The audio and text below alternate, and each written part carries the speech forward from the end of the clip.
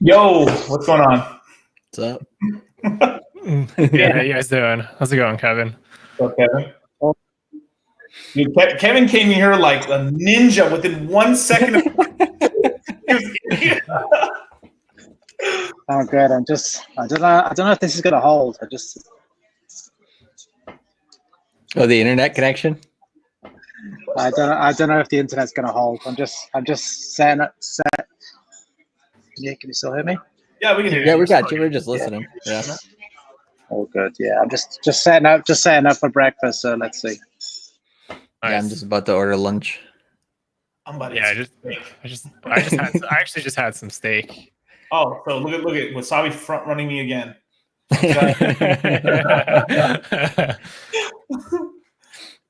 Dude, this market's getting crazy, dude. Like, holy crap, Doge pumping like crazy, dude. It's Ponzi season out here, man. Pretty much. Just want to be the first in the Ponzi. You don't want to be last, right? Right, Yeah. right. I mean, it's crazy, man. Damn, look at Kevin over here, just like looking marvelous over here with the fork and stuff. Man, I just come off a bike ride, so I'm not feeling so marvelous. But yeah, what time is it here? It's like 8:46. So yeah, I've been up since 5 a.m. So yeah, just having some eggs and toast here. Enjoying it. Yeah, I just saw the link, so I thought I'd just hop in. Nice to catch up with you guys. Oh, definitely. Definitely, dude. I mean, we're hell of excited and stuff. Do you know, Kevin? Actually, I was going to ask you. I'd heard that supposedly we were going to get the sell swaps on the 24th of this month. Was that actually true? Yeah, let's take the timelines with a pinch of salt, right? But I think what's more pertinent is kind of he's announced it's going to be zero fee. I don't really know how it's going to work from a technological standpoint. I don't know where the liquidity is coming from. I don't know how all that's going to work. But kind of the way that Alex is kind of going after Coinbase and these exchanges a little bit, that's kind of more relevant to me rather than when it comes out. He kind of wants to take a little bit of a slice and kind of disrupt kind of that model of. Oh, they got him. Got him. That sucks. Yeah. But that's pretty cool. Now, curious how the liquidity gets pulled on that as well. That makes me. I'm wondering if they're using the custom sell swap that they used, because like one thing that I knew on sell swap that they may be using something called Coin as one of the background engines for that as well. But I'd seen that like sell swap had been like just its own sort of thing and stuff, because I remember they threw the links out for sell swap a while ago, but I haven't used it because it's just, what's the point right now? I mean, it's meant to be a platform where you hold long term anyway. So, I mean, it's just kind of convenient, like we were talking about before, kind of convenient for your interest payments, right? If you wanted to take those and put them in something like, if you wanted to, basically accumulate them in something else. Okay. Oh, Kevin came back. Let's see. There you go. Second try. It might keep dropping, but yeah, it's okay. More that he's disrupting. If it drops again, I'll just bail out. But if he's just trying to disrupt that model slightly and just kind of annoy the competition, the larger players in the industry. So it's pretty cool. Dude, it's gonna be gigantic. I think what's really gonna help out too is like people then can. So you know how we have that big top line number of 80,000 BTC on the app and stuff. So people are lazy. Like, I'm lazy. We're all lazy here, right? It's not saying like the whole thing like we're like you only have a certain amount of like willpower, but like kind of basically. And when you're on the Celsius app and then you have a couple Bitcoin and then you can literally go like this to sell like that. Literally, if they made it. Like you take the Bitcoin and it's like something with little legs like this, and then you throw it into Celsius. Dude, that's pretty cool. And then as well as it would make it really easy for people to take their Celsius interest payments and then turn them into USDC and stable coins and start savings and stuff, and just little stuff like not actively trading on it, but maybe doing like one swap a day or one swap every week or something like that. That's really, really useful, Yeah, and it's more the kind of. It's just his intent to disrupt everything in its path. Alex's intent is kind of what fascinates me and kind of more important to me. It's just crazy the way that he's just relentless and he just wants to disrupt every other player by just cutting their business model to shreds. It's pretty crazy. Yeah, no, I like it. And I mean, he who has the Bitcoin in this market makes the rules, right? And they have plenty. Yeah, plenty, man.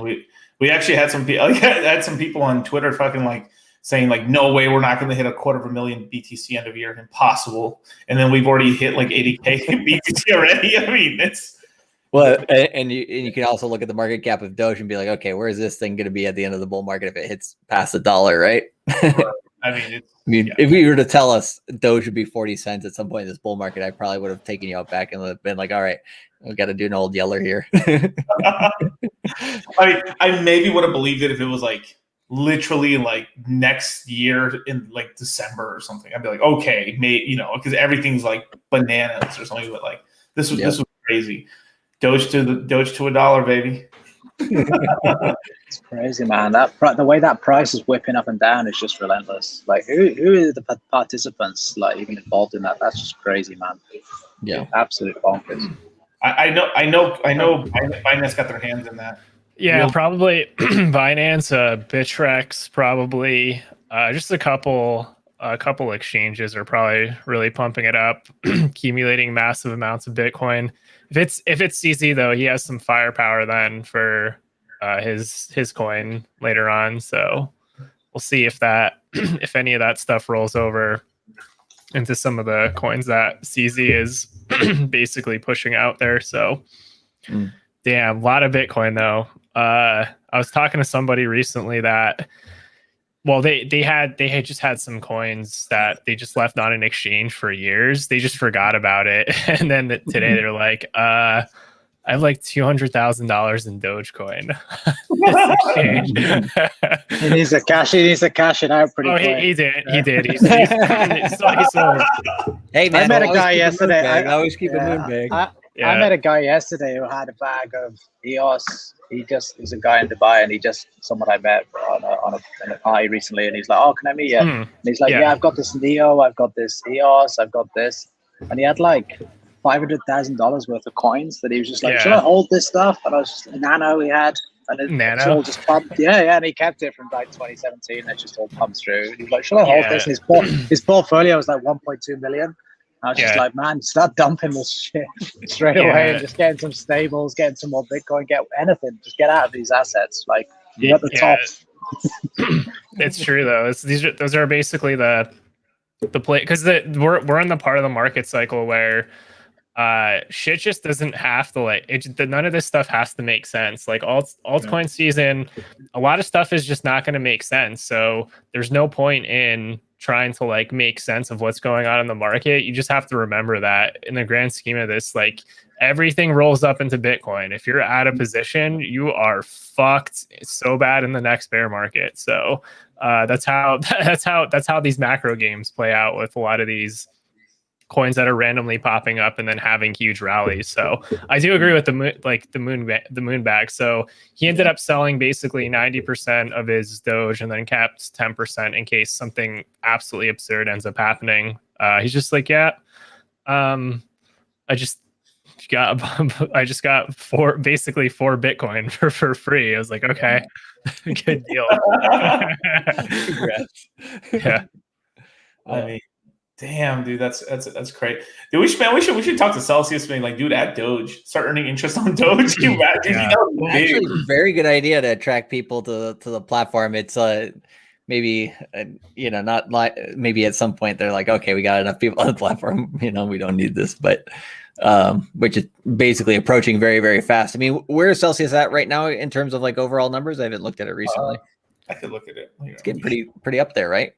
Yeah, it's getting up there. It's like 600,000 members plus, almost 80K BTC in deposits. And in terms of market cap, Jesus, I have so many tabs. Yeah, because I remember it was only like 10, 20, 30,000 people on the platform. It was early days. Oh yeah, it was like when we were talking about it, dude. It was like 11, I think there was like 29,000 people on there or something like that.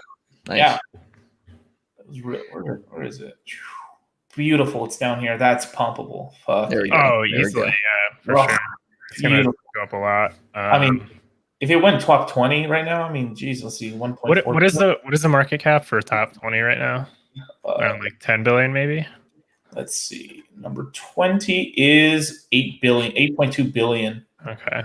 Let's see. 8.2. Number only go up. So yeah, number only go up. So Celsius would do about a 5.8x times $6, $35. Not bad. yeah, so even people getting in now, waiting to get that 5x, take out their principal, like that whole shebang, right? And maybe take a little profit on top of that. Like they cannot. I mean, it's still at the point in this bull market where you can do that pretty easily and not have a whole lot of crazy risk with it. Mm. I mean, just look at this, man. It's fucking Doge. It's still green. Yeah, it's impressive. Dude, pull up the Doge chart. During that dump over the weekend, I think it like literally only dumped to like 35 cents or something. Yeah, Oh it held up actually really Yo, well. homies, look at this. Oh man, pull up the Bitcoin. Pull up compared to Bitcoin. It dumped. Just vertical. Damn. Because it even beat its previous all-time high. Oh, it did. That's the crazy part. Let me see if I could pull up I'm pulling up a chart for it right now. Chart for it. Yeah. What they pulled off is like it's pretty fucking impressive what they pulled off on Dogecoin. So yeah. You can stake uni. Oh my god, this is so high. This is a mega. This is like a super nova all-time high on Doge to BTC. Jesus. Let's blow up. Let's make this chart a little bit bigger here. All right. Kevin, you might work better if you turn off the video and you just go on audio. Yeah. Maybe not. I don't know. Okay, so let's look at the Mirror of Infinity. Oh, damn it. Here's fuck, homie. This is insane because this is back when the price first dumped on the exchange, which this isn't even really a fair one to measure off of. It's really the fair one to look on the Doge chart is over here. Yeah. Well, so, here was the play, right? Like if you look at those pumps, right? It went from like 25 Satoshi was like the bottom, I think. Like 25 sats. Yep. And then like you'd pump it up to like 3 or 4x, and then you would take your profits, and then you do that over and over again, like once a year. And then last year we didn't have any pump against Bitcoin, and like, okay, Doge is dead, and then all of a sudden Elon comes about. This happens. Let's see, it's all-time high on the wick. Damn, 4,600%. So that's a 47x versus Bitcoin. Like this Dogecoin it's kind of sorry, go ahead. I was just gonna say something else, but go ahead. Oh, okay, sorry. Yeah. I mean, so comparatively to even if you measure off its previous all-time high to current levels, it's still that's insane. It basically took this and then multiplied it by 4x. So you basically stack 4 more on top of these, and then you're at the all-time high. That's not a bad point right there. I think Versology might be right on that, actually. Yeah, he's right on that. Because if all retail just started OAP into BTC would be at a stupidly. I mean, we'd be close. We would have had 69,000 on 420 for sure. Yeah. I mean, 420 ain't over, man. Dude, there's 2 hours left over here on the West Coast, man. Well, okay, I'll let you get to the pumping. Yeah, I mean, there's people buying right now. A bunch of these other. I mean, some coins are like okay. So there's coins out here right now that are like outright, like they're borderline like okay, they're kind of real projects, but they're kind of bullshit. Like there's some yield aggregators that are kind of like really sus, or like you just have you have an exchange launch, or you have some sort of like this is earn swap, right? And then it's basically just copying PancakeSwap. And then they have farming pools and stuff like that. So everyone's like, so if people are just making these kind of copy clones, but they are basically all earning on top of like Wi-Fi, Compound, and then a couple other places, maybe Alpha Finances and a couple other places in terms of yielding and stuff.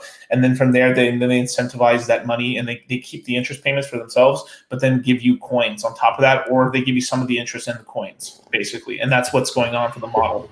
And those are like borderline between like if they work on it, it's okay. But some of them are like, obviously they're just going to rug you with the money, but they can't really rug you. So they're just trying to earn the money on the money, basically.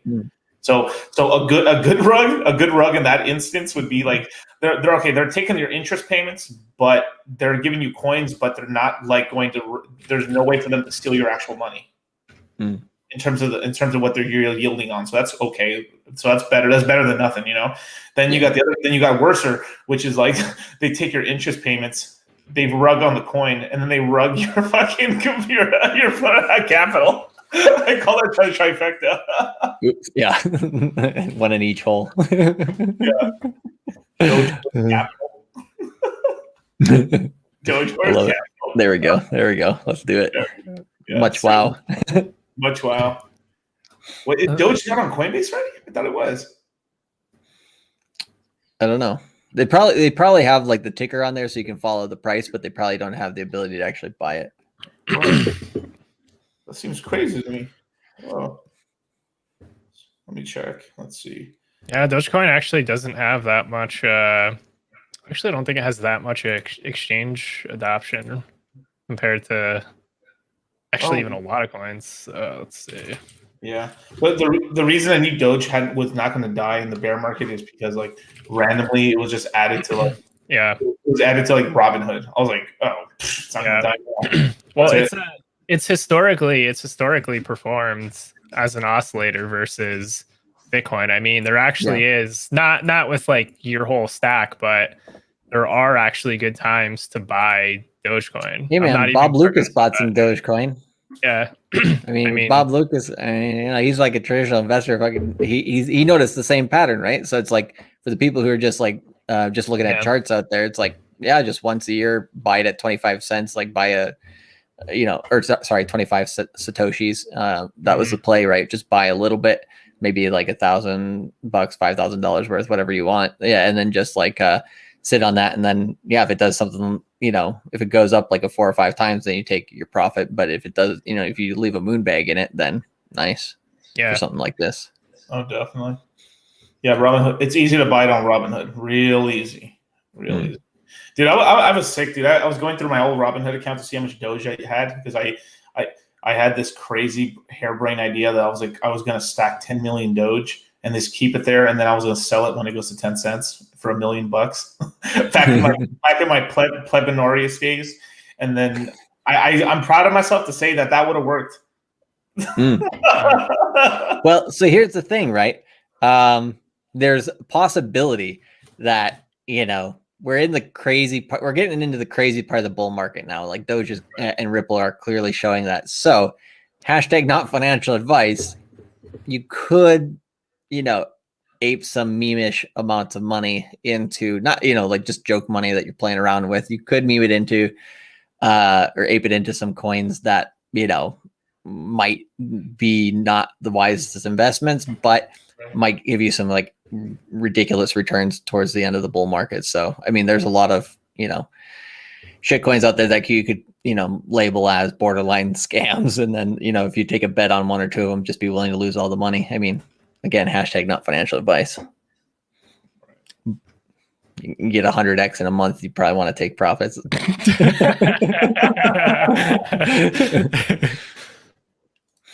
So, I mean, it's a strategy. So I retract my statement of this thing not going to $1. If it gets added to Coinbase, bro, this bitch going to $1. That's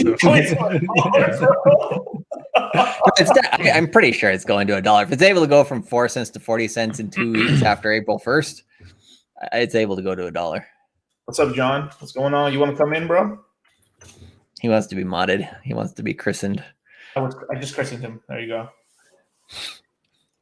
Give him the link if he wants to jump on. Yeah, no longer foreskinned. Where's he at? Shit. I'm gonna have to hit him up on Telegram, man. Oh, Black Magic with some reasonable numbers. Black Magic's more conservative on sell than I thought he was. But I remember in one of the comments on our videos before we did the course, we were saying sell was going to pump, and I forget what was the price we were saying. But basically, or no, we were saying like at end of bull market we were saying like 120, but we were saying something. I have to go back and look at the video, but we were saying something like 4x or something like within like a few months or whatever, and by June. He was pretty surprised that we were that bullish on it in the comments. So I thought Black Magic would definitely be like a moon boy on sell, but he's not part of the 14K sell club, I guess. He's more of the, you know, Shame. is he gonna take profits at $10 and then run away from sell? I don't know. Black Tell us, Magic, Black Magic, man, tell I us. thought you were cooler than that, dude. Like, wow. Now Black Magic is real sus in my brain right now. He's real sus now. It's funny. Dude, well, man, we'll hit $10 in like under 2 months, man. Like, we're gonna hit that shit. Like, No, yeah, I mean, no. The minute sell starts breaking out, bro, it's out of here, bro. Out of here. I'm out of here. I mean, I'm talking about out of here, man. Whew. Pop the he's denying it. He says he's in it for the 14K sell club. I don't know. Let's see. I'm writing it to the Oracle call. Yes. Perfect. Yeah, but dude, it's always good to take some profit, dude. If you need money in your life, you need money in your life. That's it. I mean, that's what this whole crypto thing is for. Is like we all came here to make money. So that's what it is. Yeah.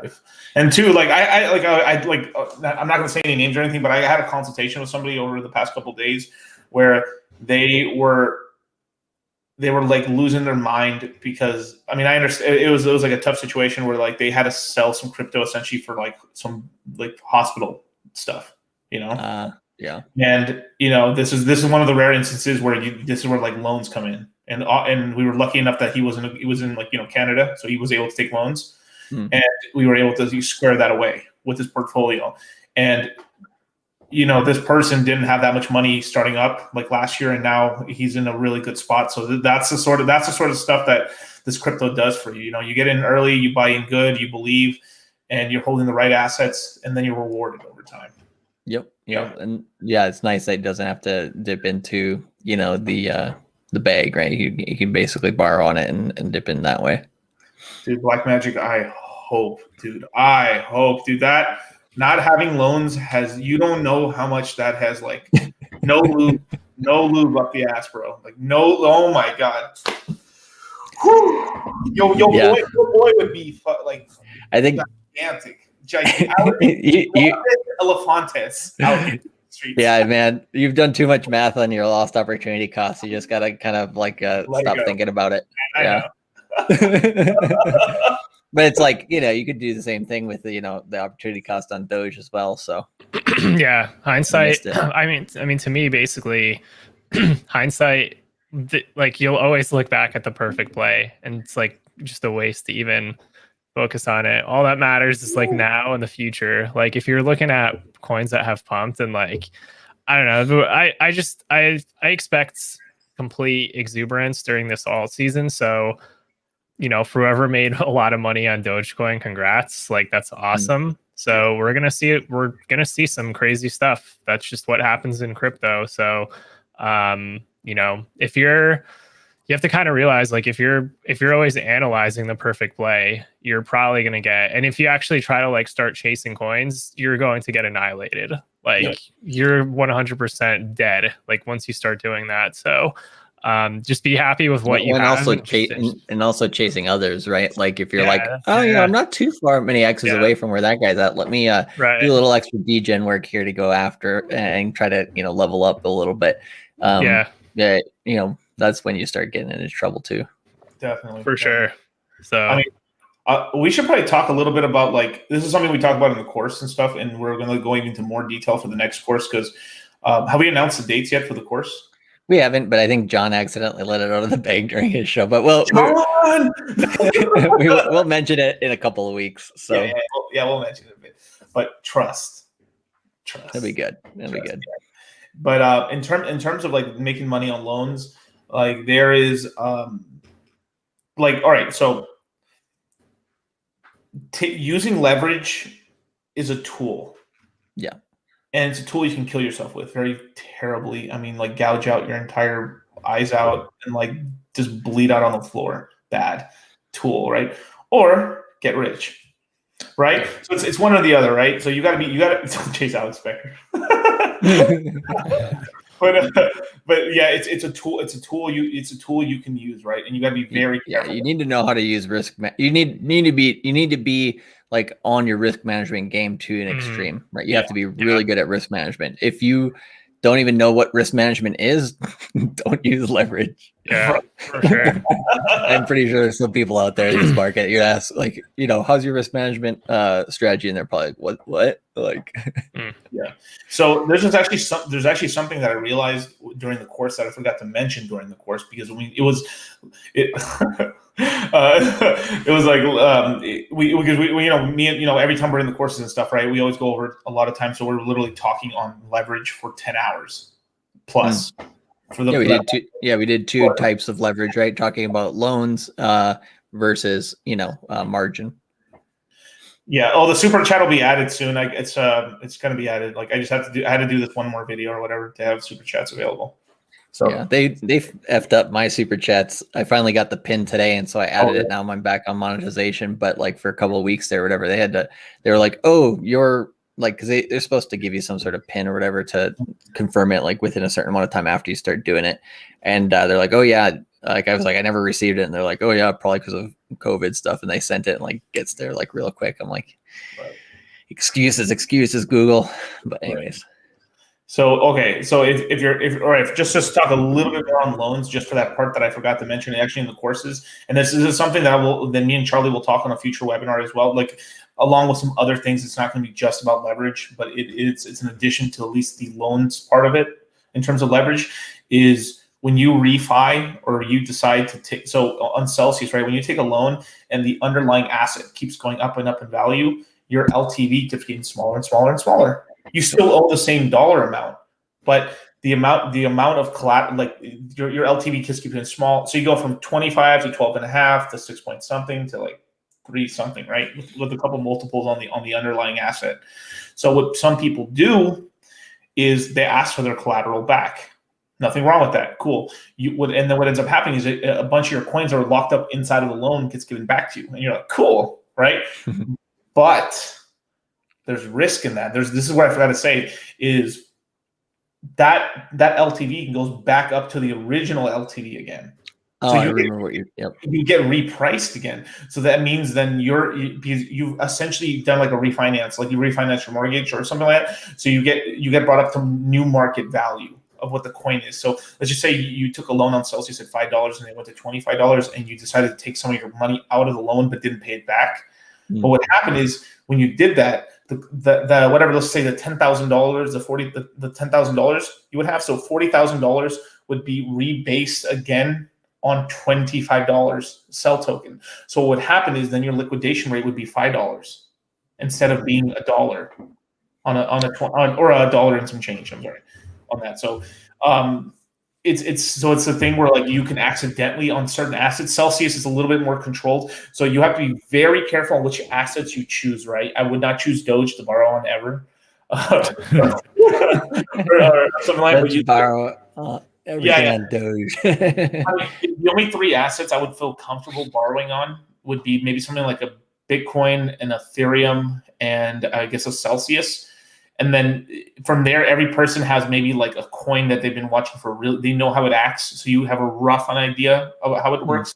But most people aren't really watching a coin like a hawk. Like if Kevin could take a loan loans with the confidence because he is laser on that coin. So right?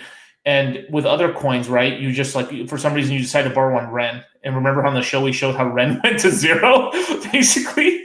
Bro, where was it at? And then it went down to like a penny and a half. I forget where it was at to begin with. It was like a dollar, right? It was $1. At $1.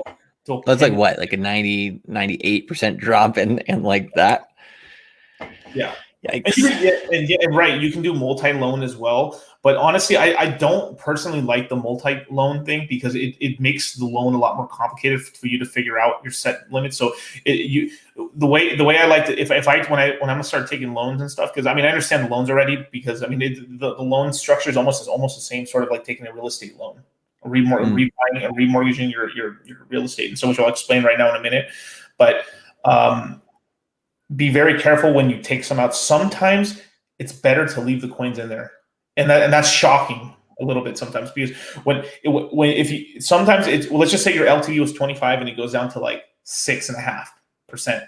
Sometimes it might just be better just to take the hit and just pay it off with some of the money you made, you know, and because at the end of the day, you do have to pay back the loan. That's the point. So it's a tool. So you're borrowing on your own. The reason you're getting such a good rate and you're able to like borrow on that money and then use it really quickly is because you're borrowing on an asset you already own, right? So if you have a Bitcoin and you're going to borrow on a 25% LTV, you're going to borrow a quarter of the Bitcoin's value at that time in dollar. So that means it locks the Bitcoin in a time capsule in terms of the price for your LTV, and you're in the dollar loan value you owe. So if Bitcoin's 100,000, you owe $25,000 of debt, basically. So you at some point you're gonna have to pull $25,000 out of your ass to pay back that loan and stuff. And sometimes when the prices are going up, you're like, man, I got it, right? But when the further we get in the bull market, it gets riskier and riskier and riskier, right? So we obviously we can, if you guys want to learn more about that stuff, just come join the crypto mindset course. Come. But I'll be back here in a second. I just gotta grab something real quick. Yeah, for sure. And that's kind of the whole thing on the leverage side. But in terms of like, just so you understand what it is, like, so in real estate, right? Let's just say your parents had like a house that they bought when it was like $100,000, right? And they decide to remortgage or refinance the home, right? And he's like, refinance the home, cool. You'll be able to get some money out, cool. So let's just say the current price of the house is $400,000. So what will happen is now your parents, you know, the house when they bought it was worth $100,000. Now it's worth $400,000. There's a huge amount of money in there. So what they can do, your parents will probably get like $200,000, $250,000, and then the mortgage company will just basically fuck you over on 50 G's of that money for themselves as a fee. But your parents or anyone won't care. And then what ends up happening is that the mortgage payment will 4x. Because, but obviously, depending on where they do. So if they still owe a mortgage, then the mortgage gets reset again, and then because the loan amount has basically 4x, right? So now they get redone a new loan at $400,000. This is where people get in trouble. Is that, let's just say their mortgage payment was really, really small, and then it turns into something gigantic, and then they spend the $200,000, and then they lose their house. And that's what happens typically with people, when you have to be very careful what you do with the money. So paying hospital bills is kind of like, well, that's the known evil, and you have to do it, right? But on a spending money on like frivolous stuff, unless it's like a very small portion of your assets, is not a good idea. You know, if you don't be spending your money, you have to spend your money on productive assets or stuff that can make you more money to be taking that leverage out. I mean, what do you think about that, Wasabi? Yeah, that makes sense. So there's that, and then of course, as you guys were mentioning earlier, the risk management when you do stuff like that, because most people that take out leverage end up over leveraging, and then they end up losing it. So I think a lot of it, like if you look at like when the best time to take a loan is, and it's basically in the depths of the bear market, is statistically, mathematically, risk wise, it's by far the best time to do that kind of stuff. In a bull market, you do have to manage it way more closely, because right now we're in the most probably parabolic wave we're going to see this entire bull market, and there is going to be a very gnarly shakeout at some point. Like I still think we have time. I think there's going to be great weeks ahead, potentially in within altcoins, Ethereum, and all the alts. But it's going to happen sometime later this year. But I think we're going to get a pretty big overextension in the altcoin market before that happens, and you just don't want to get caught doing that when the risk is really high. So that's really my only recommendation, is like, just be, you don't have to like risk your entire stack or something like that. Like you can be more cautious about doing that. So yeah, personally, I think by the time California has, because it's not really even an option for for at least for either of us right now. But I think by the time that ends up happening, it's going to be too risky to even consider it, because if this because right now if you're based in California, you don't even have access to taking the loans out. So I mean, who knows? I guess once that finally rolls out, I'm guessing it's going to be risky as fuck by the time California is allowed to leverage some of the stack to try to get more coins. I think maybe like $15 might be the last time to borrow, I guess, possibly. Because just because like you could take a 25% LTV on $15, and that would be what, like $7 or something? Or let me see. My math might be a little bit off there. 15. Yeah, really? Is it really that low? Wow. Damn it. Fuck, this is where you honey dick yourself. Jesus. It's like 375, which is not, that's only like 25% LTV, but people get greedy and they do 33, they do 50% LTVs all the time. Yeah, that's stupid. What price did you do it from? You said $15. $15. I think it's still relatively safe, because like I can't, like, obviously there's still risk and stuff, but like let's just say we're talking about Celsius, you guys.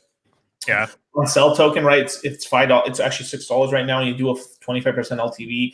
Your strike, the point when you get liquidated would be about like $1.50, $1.70 or something. That ain't happening unless we fucking, like, the whole market just collapses basically. Yeah. But never say never. Obviously, it's fucking almost unlike. But that's why you also have safety measures where you don't borrow on the whole bag like a dumbass. Yeah, like a dumbass for all those out there. Yes, that is so. If you're borrowing on the whole bag, that's just it's retarded. It's so retarded to do. So, yeah, because even if you don't wreck yourself this time, you will in the future. It's like it's guaranteed to happen, because that's the whole thing with like risk management is if you don't develop good habits, you're going to do stupid shit later on. And humans are they're habitual.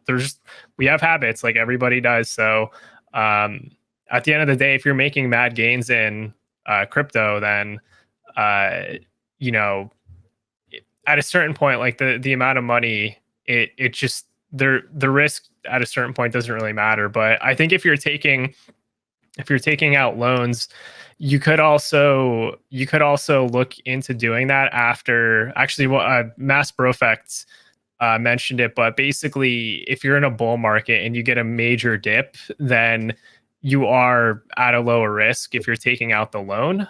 That is actually a pretty reasonable strategy, in my opinion. But you also have to make a pretty educated guess that the major dip wasn't, let's say, the ends of the bull market and the price goes lower and lower.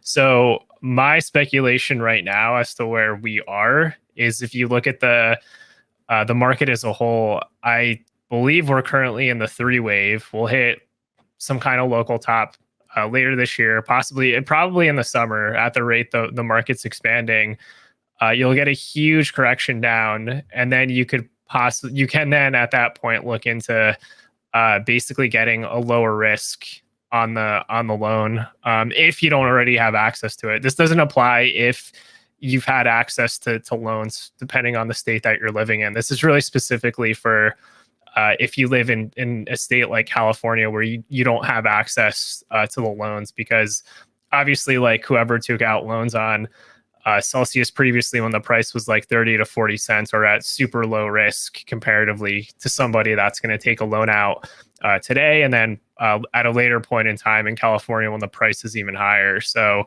there's just ways you can go about it to give yourself at least a pretty good entry when you're doing it. Right. And yeah, a big rule of thumb, right? If you're going to take a fucking loan on a coin, this is counterintuitive. You want to borrow when the token's on a dip. That's when you want to borrow. Yeah. Right. Yeah. Because what ends up happening is your LTV, you lower the point where you can get liquidated. It's lower. You lock it in at a lower price, and then when it rebounds back to the upper price, you have a little bit of even more wiggle room there too. On top of that, you're also with that money there. You're buying assets cheaper. as well, or the asset. So you can either repothecate the asset or just keep it in stables, or maybe you want to buy your girlfriend new tits. I don't know, whatever you want to do with your life, whatever it is, but you use that money to then, pay for things or do stuff, right? And yeah, I mean, it is kind of cool. Though. I mean, if you're going to buy a Tesla or something like that, yeah, maybe it's better to take a loan instead of spending your crypto, because we're still in the bull market with spending Bitcoin right now, because that's pretty dumb. Do the opposite of what I heard is doing. Yep. Borrow on the dip, baby. Yeah. Let's see. Before trading coins with the next bear. Let's see. What's this question right here? Do you guys think that there will be a significant differences in the performance between coins during the next bear market and correction? I guess it depends on it all depends on what Bitcoin ultimately ends up topping out this cycle. Bitcoin hits 300K. I mean, you're looking probably at like an 80% crash again, at least on Bitcoin. And then everything that's lower than Bitcoin's going to crash. It's everything under Bitcoin will crash harder. So I fully expect wherever the cycle top is, we're probably going to see like a 90% plus crash in alts, and then probably really on Bitcoin. If it only hits, let's say 100 to 150, it's probably not going to crash as much as the previous market cycles. It's still going to crash a lot. I mean, don't get me wrong. It's going to definitely lose probably like 60-70% of its value. So it's just where, because you have to look at the market as a whole. And as of now, even though we're still you could still say we're early in the grand scheme of the market cycle, there's a lot of shit in this market that is overvalued. It just is. Like there's literally networks that are worth $50 billion that get absolutely no usage at all. And this is spread out across the entire market. There's a lot of stuff that is overvalued, but it's likely going to be overvalued significantly higher as altcoins overextend in this market cycle. And at a certain point, all that overvaluation is just going to nuke, like everything in the market is going to get nuked. 90% crash in alts, probably, let's just say 70% for Bitcoin, which I think is pretty reasonable. But it's probably going to be at prices that are a lot higher than a lot of us anticipate. I personally don't think we're going to hit 300,000 for Bitcoin this cycle. I think we'll maybe hit anywhere from 140 to 200, which is still really good. But that means the altcoin market is going to be in a massively overvalued bubble by the end of the cycle, which is amazing, because that's ultimately why that's ultimately why we're going for those overextended returns, at least for some of those coins, and then you can de-risk that into Bitcoin later on, deep in the cycle. That would be my suggestion. Venmo just added Litecoin. Fuck yeah. They did. They added Bitcoin, Ethereum, Litecoin, and then Bitcoin Cash. I was trying to look into Venmo to see if I was able to convert cash I had on Venmo into crypto. I did not quite figure out how to do that, but I'm curious if anybody in the chat has actually used the crypto option on Venmo yet. Not yet. I don't know. Why would you? It's just gonna get stuck there. No, he's just saying that like he has cash. He has some cash on Venmo and stuff. If your friends, I gotcha. If your friends send you like $50 or something like that. Oh no, that's actually pretty cool. Yeah. Like take whatever your friend's money is and then put it in crypto, and then it's all good. Yeah, because some of your friends, send you the right addresses. Yeah. Because you probably your normie friend just say, "Hey, pay me here." Mm.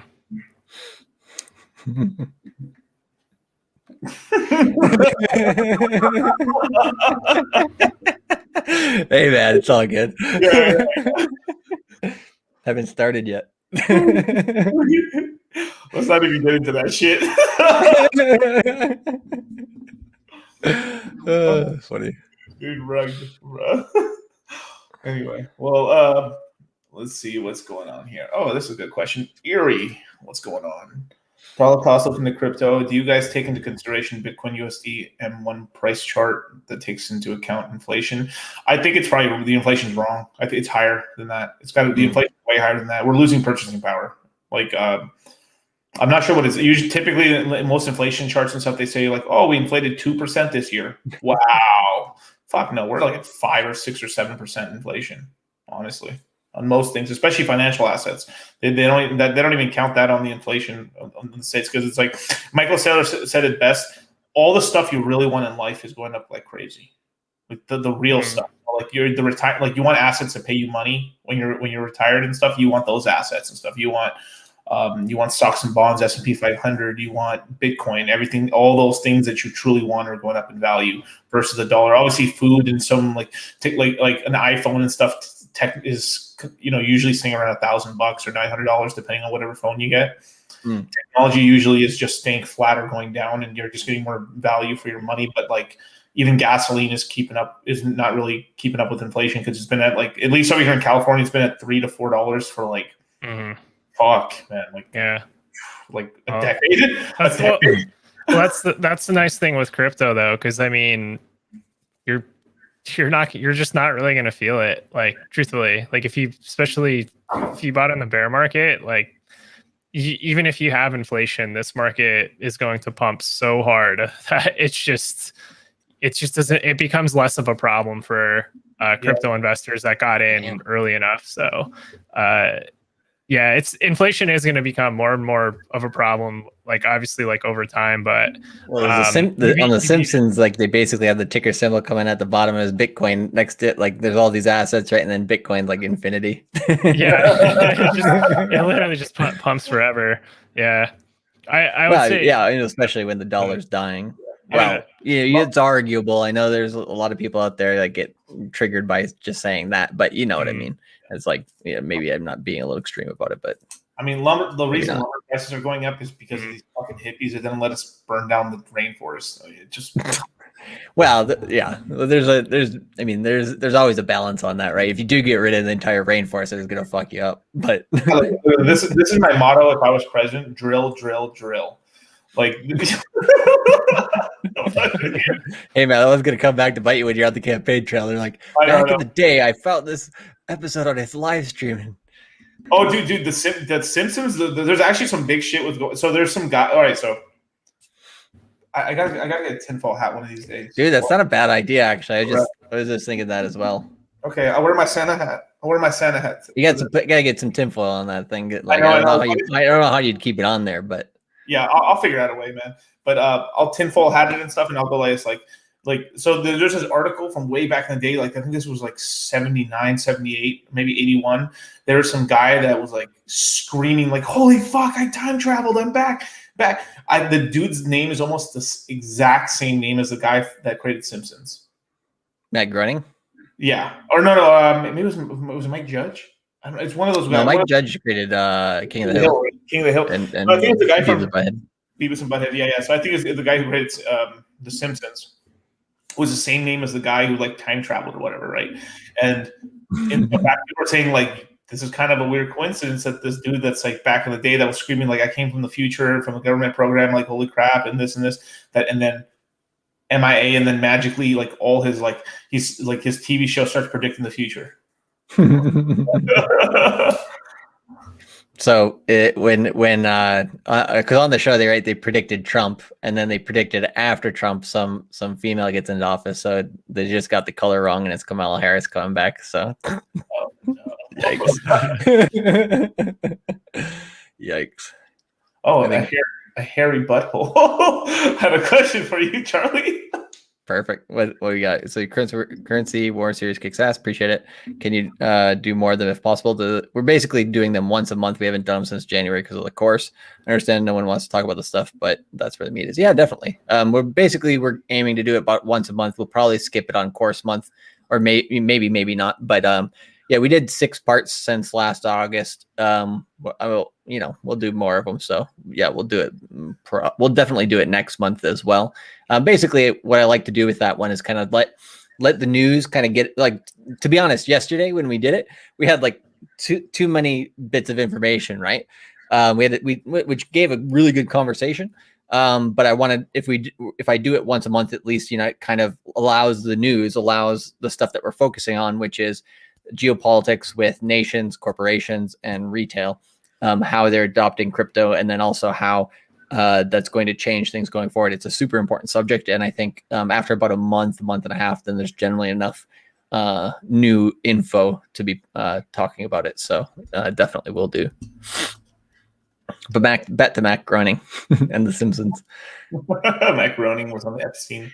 The girl said she had to rub his feet. And what? Yikes. Well, there you go. His feet smell like cheese. Must have been the cheese. Bro, stop. Oh, man, dude, that's gotta be nasty, man. Jesus. Well, anyway, back to crypto.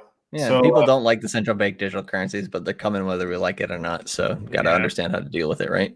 Right. You know, one thing too. Remember that discussion we were having in the green room right before we started when we were talking about dollar cost averaging? Could you bring that up again? Actually, remember what you were saying? Oh, saying like there's articles out there talking about how dollar cost averaging, like there's different parts of it that maybe don't work as smoothly as some people say it does. But we were talking about how it depends on entry point is key. Right. Exactly. And then two, average entry point. Yeah, exactly. And there's also the whole variable of it's sort of, it's I almost think like it's kind of a. Do you know who Dave Ramsey is actually? I've heard of him, but yeah, it sounds like a pretty generic name. Isn't that the cook? Yeah, was that Gordon Ramsay? I'm thinking of Gordon Ramsay. Yeah, I was literally thought it was the same guy. Well, Dave Ramsey is this guy who made the debt snowball or whatever. He finance guy. And he pretty much gets people out of debt. He's like big Christian guy, like good dude and stuff. A little too PC for me, but like good dude. Right? Well, anyway, I don't think he's a real estate guy anymore. He might be. I think he got wrecked in real estate actually. But the debt snowball guy. Well, anyway. He has this whole thing where it comes down to all right, the debt snowball and being interest rate, paying off the fastest interest rate. So there's two ways to pay off debt, right? There's the debt snowball, which is more emotional, and then you have the more actual unemotional side, which is actually technically better. But the thing is, it has a lower adherence rate because it's so hard. So let's just say you have a credit card debt and you have your student loan debt and you have your house debt, right? Well, you'd want to pay off the student loans, right? Or you want to pay off this or the credit card rate, right? But the thing is one of them might be bigger than the other one, and then you actually want to pay off the interest rate one first. But the thing is that it's going to take you so much longer. So what ends up happening is that people try to pay off their debt and then try to pay off the biggest debt first, which has the highest interest rate, which they should. But the problem that happens is that they eventually just give up because they owe so much and their income doesn't grow. And it's just it just takes forever. And then they kind of just give up and go back into debt, basically. Where the debt snowball is just pay off the smallest debt you actually have first. Because once the highest interest rate first, but here's the thing, is appearance, right? So it's like, the whole so it's sort of catch-22. It's this whole yin and yang sort of thing. If you can do it, sure. But there's this whole thing too where you want to get rid of the interest rates on the smaller ones first, so that they don't even exist. Is what you're saying? Exactly. And then too, these people are really emotional, right? They're like once you paid off one what's the smallest credit card you owe? Fuck yeah, I did it. You see, I'm getting debt free. You guys, you get hyped up, and then guess what? You actually end up paying the credit cards off. Right? Yeah, it's kind of similar to the idea of when you have goals or whatever, keep them to yourself, don't tell them to other people, because that'll motivate you to continue towards them a little bit more, right? Whereas when you tell people, you get a dopamine hit, and then you feel like you may have already accomplished a goal. It's I kind of get the it kind of gives you a little bit more of a carrot that you've already achieved, and so you can achieve the next one and the next one and the next one. You're honey dicking yourself. Definitely. But it works because it's you credit cards in general. Yeah, credit cards in general are bad, but they are useful sometimes. When you start making a lot of money, banks start fucking freaking out about you spending money. Whoa, what are you doing, Miguel? Spending $20,000 on a fucking some tits. What? No, I'm just Hopefully they're for yourself. No. Yeah, not for myself, of course. Reduction. But like, Oh right? no, I didn't mean that. But yeah. Anyways, you took it there. but they freak out about you spending money, or like, what are you doing sending $35,000 into Coinbase? What the fuck is that? What are you doing? It's that sort of stuff, right? But you spend $35,000 on a credit card. You see, you are a good American helping the economy, right? So that's actually one of the benefits of a credit card. Is it's sad as fuck to say that, is like you're able to use the credit card to buy all the shit you actually want, and then the government doesn't give a single fuck. You just pay your credit card off, and then that's it. And miles, of course, and points and all that jazz. But me, myself, I don't like credit cards at all, but they are a tool. It's the same thing. They're a tool. It's a tool. And then too, if you're getting a lot of shit, you can pay stuff with credit cards, and then the government, as well as the tax people and stuff, and the whole bank system just goes like, okay, he's using our stuff because you're using their debt. They're like, okay, Charlie's not that bad. I mean, he's not that. I know he's like buying crypto and shit, but he's using the credit card. So with interest rates. Like, that'd be cool. But yeah. But that's what it is, Definitely. Yeah. I mean, we talk about this, all the time. It's just like, it's funny how the banks, they'll trust an army with a slave wage job over somebody who has more money off the grid in crypto, right? And it's like, it is what it is. But they just want to keep you chained. That's why. Yeah, play that credit card cash game. Oh yeah. I know what you're talking about, Greg. Damn, Degen. Yeah, and Willie says Dave Ramsey still hates Bitcoin. Bitcoin doesn't give a fuck. Screw Dave Ramsey. Yeah, the Celsius credit card, man. Whew. Hell yeah, man. That's cool. Yeah. So these are just tools. These are just tools to do that. I mean, I know people, right? No, this is really degenerate, but I know people that took cash loans on credit cards. Don't fucking recommend that at all. But at the right time in the market when things were cheap, he won. Just won. But it depends on timing, I know some people who've gotten like really, really low interest rates, like just a couple percent, like 1 or 2%, that they don't have to even start paying back for like maybe a decent amount of time. Yeah. Right. Yeah. It's like, that's kind of a no-brainer. That it's like, just buy Bitcoin with it. Like take it, buy Bitcoin with it, and then 5 years, at the end of the bull market, pay it back or whatever. Right. And it really just depends if you're early enough, you know what you're doing, and two, the terms are good and stuff, and it's all that jazz. It's I mean, that's great. But the thing is, you can't really tell people that stuff. You there's people that are asking like, hey, dude, I can borrow like extra money on my I can borrow extra money on my student loans. Give an inch, people take a mile. People start playing it out. More degen, and it gets out of control. Right. Like, remember that story from back in the last cycle where like this guy sold his house for Bitcoin and he made this much money. What a Chad, right? But they don't talk about the other guy. Like the guy in November of 2017 borrowed equity from his house and bought Bitcoin and lost his house. Not a peep about that story. A peep about that story. I heard this one other story recently. I was like, wow, I didn't ever hear something like this. I thought crazy. Like some dude in China or something like had bought a lot of Bitcoin or whatever, and when it went, I think it was like last March when it went down, like it had gone down so far, it basically crushed him, and so he and his family jumped off a goddamn bridge or some shit, Oh, like, wow. Shit. And then of course, like 2 months later, Bitcoin's back, man. It's like, it's crazy. Like, like money can do that to people, right? It can get that extreme, but it's like one of those things where it's like, it's not worth that, but then B, obviously it's not worth like, it's not worth going super degen because like people just end up getting way too emotional, whether that's one extreme, right? But then there's other extremes as well, where it affects them negatively in their life for maybe a longer period of time. So, they got to definitely be careful with it, because that's probably not going to happen to most people. People are probably more clear-headed than that, but you don't want to start, you don't want your money to be controlling you. You want to be able to control your money. And so that's why we have the proper strategies in place that we talk about on the show. That's why we promote those things. We like to talk about degen things because it's fun to play with, but there's somebody with Asperger's or somebody out there who takes it all literally and then just goes and buys a shit ton of Doge. And maybe they're on the smooth brain part of the scale where it makes them rich, so good on it. But more times than not, it's not gonna end well. Yeah, that's sad, man. Damn, that's sad. Yeah. I mean, I didn't want to bring down the chat, but it's real shit, right? So yeah, but I mean, it just is what it is. I mean, just don't do. But I look. Right, there's like stuff why we can't say certain things, right? Like if you're talking to a buddy in the bar, right? Let's just say we're at the bar. I'm like, you fucking pussy, what the fuck? Buy in, motherfucker. What you doing? Are you serious, dude? I've been telling your motherfucking ass for 6 goddamn months. Buy, bitch, and you haven't bought. Buy, you fucking dumbass.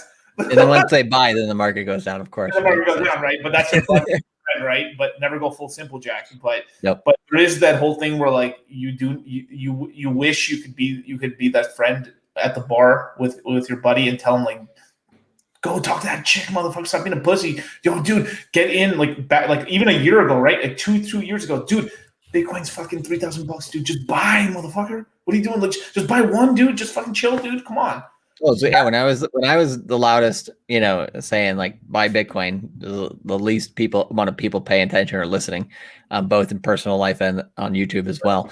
And then of course, right, once it's like, okay, now you probably should start buying more Ethereum and less Bitcoin and these things, then it's like everybody wants to come and buy it, right? And it's like just typical normie shit. Damn, bro. We got nice. Yeah, people they find so many excuses. There's this one lady, she works for the Washington Post. She was on Twitter recently. She's been harping on why Bitcoin is such a bad thing since 2013, and she's still doing it. And like, there's so many comments in her chat from people, just saying like, give it up, like take your ego aside and understand that you were wrong, and start taking advantage of it. But she's still like will not give up on it. It's like, oh, it's hilarious. She should be fired from the Washington Post. That's right. She can't be fired because she's a she. Yeah, and this is why people always say like, don't tell your friends about crypto or whatever. It's kind of useless. Well, it's like, well, then I wouldn't have never have started a YouTube channel if I didn't think there was some hope out there. We got Harry listening to us. I mean, got quite the name, but he's making money. I know Chess listened. I know Erie listened. I mean, dude, everyone in here listened. Yeah, of course, at different points in the cycle, but they listened, they took action, and yeah, that's why you get results. Yeah, exactly. But for the environment, what? Yeah, because of mining, Bitcoin mining. Bitcoin mining, yeah, like, it's so retarded. Yeah, and then now all the bigger guys are like pushing about no, it's green, it's green, because they're trying to categorize mining under green so they can get loans and money for their businesses. It's always about the money in the background, bro. It's like nothing. Money and marketing, right? Mm-hmm. Like buy my bags or allow me to do something where I can make more, or both. Right. Would you rather take a crypto advice from this panel or Kevin O'Leary? Here's a fucking thing about that is Kevin O'Leary's no dummy. He knows Bitcoin. Yeah.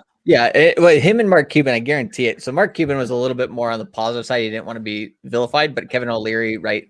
Sometimes negative press is good press, and so he went and started like bad talking Bitcoin. Well, Mark Cuban, he was like, yeah, Bitcoin's like, is like, he was saying something like Bitcoin's worth like, I'd rather have bananas, right? It was one of his famous phrases. And then of course, as soon as we hit like as soon as Elon comes out and says I have some Bitcoin and it's not so bad to be on the Bitcoin train or on the crypto train, then all of a sudden they're experts, right? And I would say both of them were probably buying some in the background, and as were a lot of these companies, they just didn't advertise it until it's cool, it's okay, right? You're not going to get kicked out of the cool kids club with crypto anymore, and it's like, it's so stupid. It's like if they actually had balls and courage of their convictions, right? Maybe they wanted to buy a lot cheap, I don't know, but if that wasn't the case, that'd be their only excuse for not talking about it publicly if they knew something about it, right? So yeah, so a lot of the guys here in the course, or a lot of the guys that are going to jump to the next course and stuff, are already at that level already. That they would understand this side.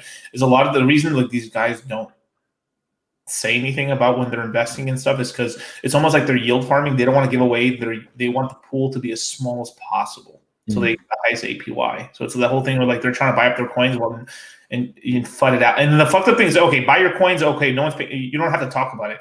But then you also on top of that are like FUDding the price and saying like mean shit to everybody. Like that's fucked. I think that's like that's pretty market manipulation on at least in my Some Kelly Waffles right there. Kelly Waffle moves. Yeah. Just got to mix that in with some insider trading as she does. The best thing though is just stay for the bear cycle. Oh yeah. Yep. Don't we talk about the more up and coming Ponzi? Oh, we'll talk about that in a minute. But yeah, you guys, the biggest mistake you guys can do is to leave. Don't freaking leave. Obviously, I mean, if you do, it's to your own detriment. So whatever, it's no sweat off our back. But it's one of those things where it's like, the coolest thing about the bear market is like when there's tumbleweeds kind of going across, the saloon and everything. That's when the best information is out there, because you're able to network with people who are connected in the space. That's probably one huge thing, even especially if you go to like conferences, right? Mashinsky was still giving conferences during the bear market. And I mean, you could have gone up to a conference and like shook his hand and met him versus, now you can't. Probably, I mean, maybe you can, but obviously he's going to have a lot more fanboys and stuff like that. But then also on virtually on YouTube, you're going to hear people being a lot more frank. Oh, nobody's listening to this shit. Let's talk, and they'll give you the best, the better information. And you can take those bits here and there and really, add them up. And then also there's going to be some coins that move in the bear market too. I mean, Chainlink last time didn't pump at all. And same with Celsius, they kind of stayed flat throughout the bear market, and then, floated and stuff. And that's why you guys should pay attention, man, because we sure as hell are gonna be looking for those babies. And I mean, I'm serious about that. I really do think this bear market is going to be a lot more interesting than the last one, honestly. Yeah, I think we have a lot more action. Yeah, way more action. Who knows how crazy things are going to get, but the whole yield farming sector and stuff. And when I say yield farming, I'm categorizing even Celsius in that. So like anyone that's generating yield, the yield category is insane. That's really that's what something like even Alex has been saying, that he really like popularized like the actual like killer app of this one was actually yield, which Celsius kind of brought into the market. Like they really brought it into the market, because the only other person that had the yield before even Celsius did was probably ETHLend, but it was terrible. It was trash, like trash, fucking trash. Like credit cards are a better deal than using fucking ETHLend back in the day. But that's just what it was. But Celsius ended up really in the bear market, bringing up like some of the reasons why we have such good standards and the rates we get for borrowing on our money are so low. It's because of Celsius basically putting the fire to the whole industry's ass to have the rates that low. Because I think if Celsius wasn't in the picture, we would all be borrowing on the money, like even at 25% LTV, you'd be borrowing at like 6-7% even now. And it'd be borrowing. You'd probably be borrowing money at 12%, really, on the 50% LTV. I think, yeah. Because if there's no one trying to push for better rates, then look what we would have had. We would have had BlockFi and fucking Bitcoin.com, and like, or not Bitcoin.com, but it'd be they'd be like the banks. Yeah, right. They just give you a shit rate and tell you to eat it and like it. Pretty much. I traded my Chainlink for Uni. Nice. Let's see. What do the comments say? Blah, blah, blah. What are you guys' predictions for ETH by December? $1 million. Well, honestly, sounds good. I like that. Let me see. What's a good price? I like John's idea. That it's kind of following the trajectory of what Bitcoin was doing in the last bull market. I think that has some validity to it. So, I mean, if we saw like a blow off top of 20K, that'd be pretty cool. Yeah. Damn, I love that. I love that too. Make sure to take profit, guys. Yeah. No, seriously, you guys really should consider that. Even through this bull market cycle, Ethereum too is going to get overvalued versus Bitcoin.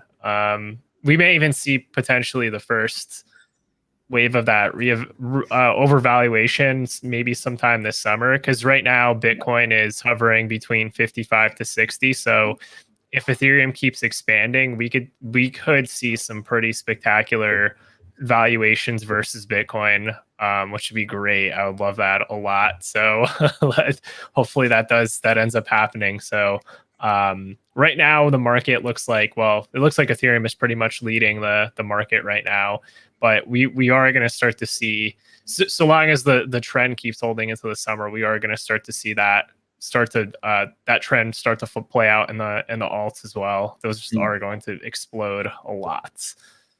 Yeah, and I think there's some that people aren't really paying attention to yet. That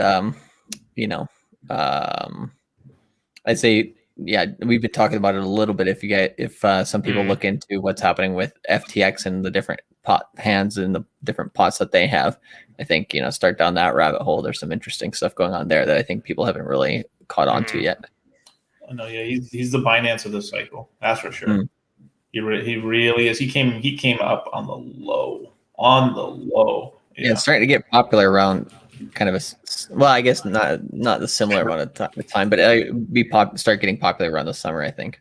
Yeah, I mean, I started seeing FTX being thrown around a little bit because of obviously Celsius adding it and stuff. That was pretty cool. They added Celsius, but before that, maybe like December-ish, because like the FTX token wasn't even that expensive and stuff. And I mean, basically everything connected to FTX basically did a 15x. Like the FTX token did a huge amount. Solana went from $1 in December to like $15. No, it's 30. Dude, it's up to 30x. What am I talking about? The charts don't lie.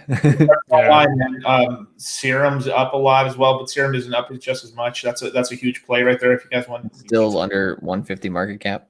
Yeah, I would get into Serum. Like Serum's cool. I think it's a really good coin.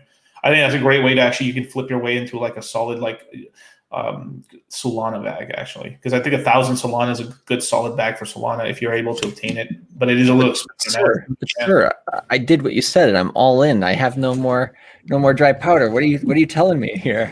do I sound like no? But like seriously, like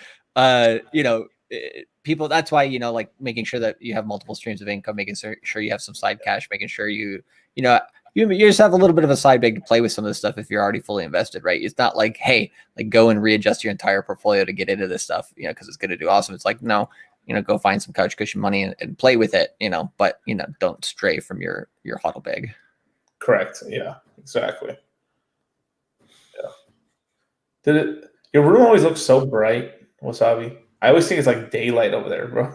The light. It looks like sunlight, dude. He's the only one that should actually be wearing sunglasses, right, on these YouTube streams, because we got Alex Becker wearing sunglasses at night. My feet are so bright right now. Definitely. Let's see. Shots fired. Let's see. I wonder how big the sell dip will be at the end of the cycle. Plan C doesn't think. Oh, he'll fall more than 50%. Yeah, I'll fight Plan C on that shit. What were you saying? I didn't see it. Plan C, like sell won't fall more than 50% from its all-time high. I'm like, yeah, get out of here. Hell no. I mean, it's nice to get some hopium, but you don't want false hopium.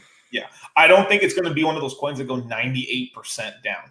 No way. No. I think it's going to be one of the better hold up coins because it actually has a business behind it with a ton of assets. Yeah. But it follows the rest. It's going to follow the rest of the market. Exactly. Yeah, for sure. Positive feedback loop, right? But if you look at Celsius, Celsius is basically almost like a market cap coin in reality.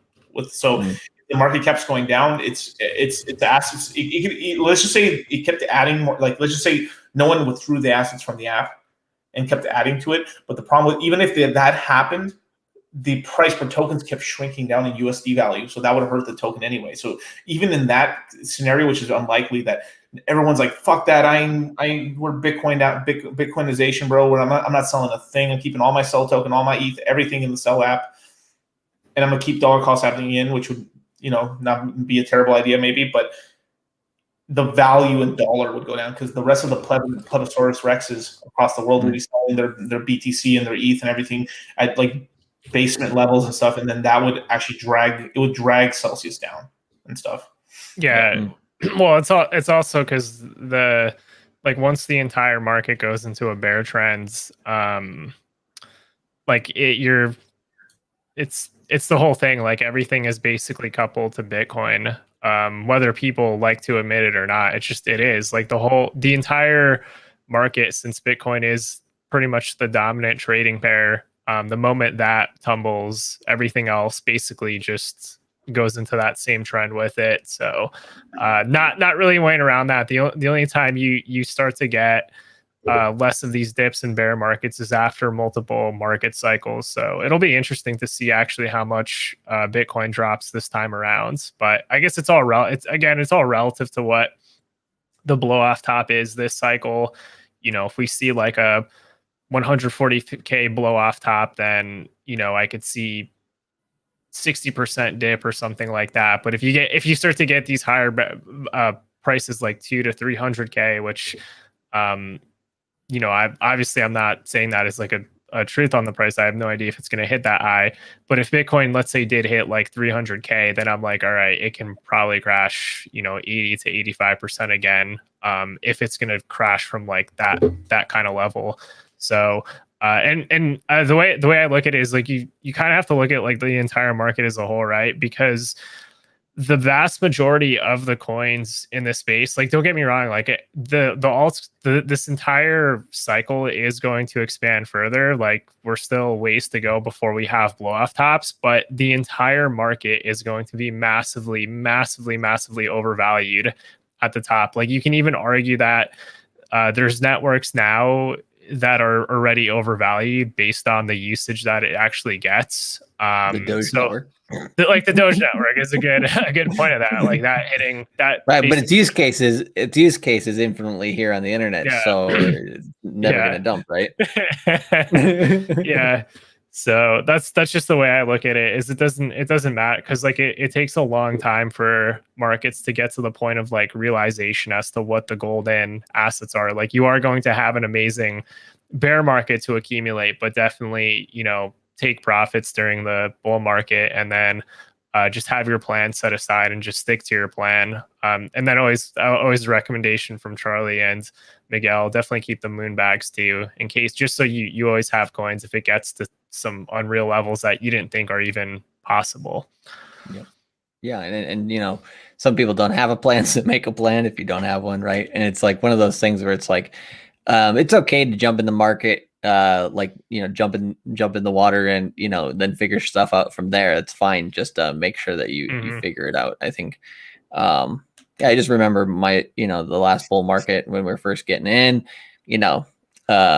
didn't really have a strategy, but then, you kind of flesh one out as it goes along. But, that's why we do what we do to help people out. But, I don't know. There's some people that they ask for how do I do this? How do I do that? And it's like, okay, asking those basic questions is good. But then it's like after a certain point, it's like, you kind of have to start thinking critically with yourself too. You can't always rely on everybody out there. So that's why we try to give enough information so people can become independent and do things themselves. But I don't know. Some people just, they want the lazy way to do it. Like we said at the beginning of the show, which, is understandable. But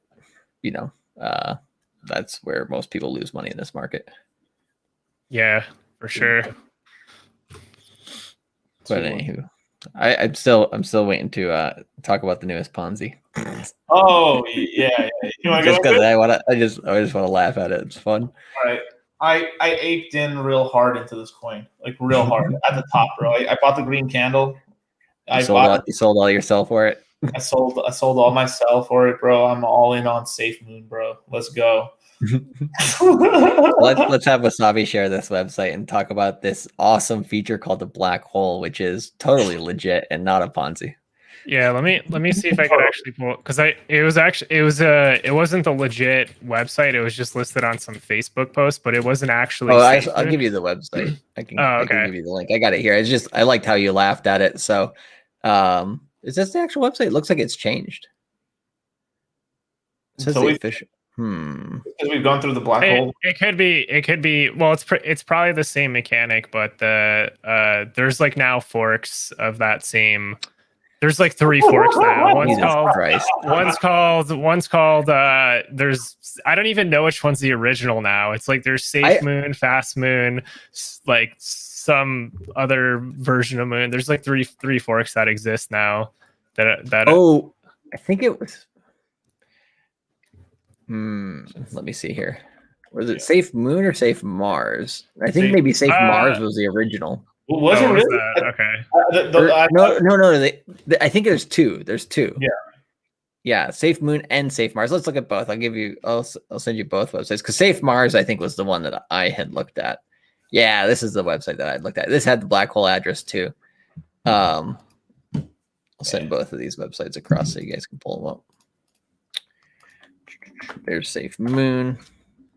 Safe Mars is the one I looked at, which the website is a little bit nicer. I literally think that Safe Moon might literally be our BitConnect of the cycle. I think it might, because the TikTokers have gotten onto it, and I'm like, gee, this thing is going to go bad. This one, like Doge, looks like a perfect saint, bro. Like Doge is just cool, but like, dude, this one right here. Yeah, we already got some influencers starting to talk about it on Twitter and bullshit like that. You know, it's like.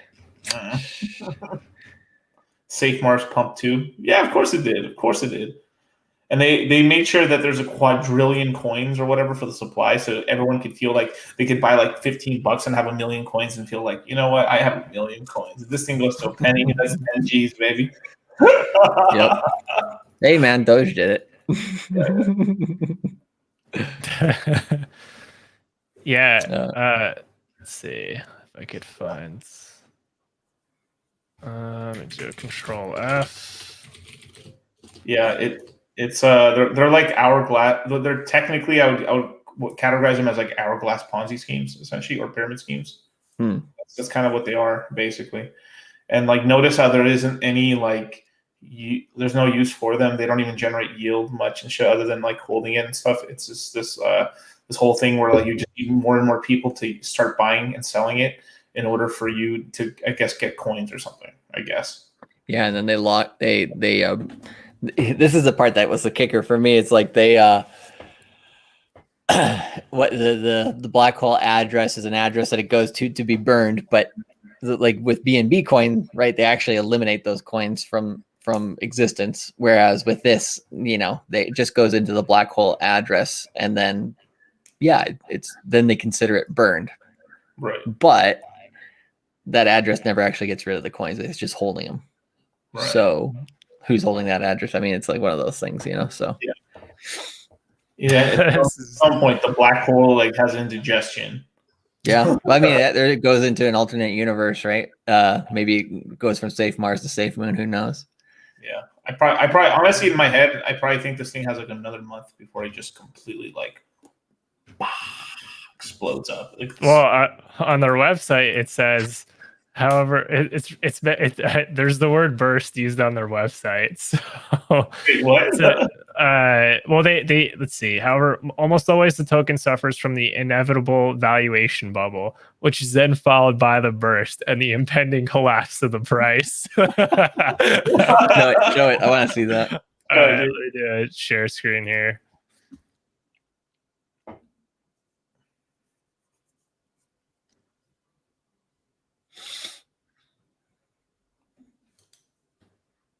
Okay, you guys can see a screen here. Safe Moon Protocol. Mm-hmm. If somebody happens to be watching the stream, do not buy this coin. If you take our images off, DC, if you choose that box that just shows the screen, and I think people will be able to see it easier. There we go, a little bit better. Yeah. So where I read that on this webpage here is they mention. See, here it is. However, almost always the token suffers from the inevitable valuation bubble, which is then followed by the burst and the impending collapse of the price. Man, they could have easily used better intergalactic terms for that, you know. Come on, get some creativity in there, guys. Yeah, This is why we have seen the mass adoption of static rewards, also known as reflection, a separate concept that seeks to eliminate the troubles caused by farming rewards.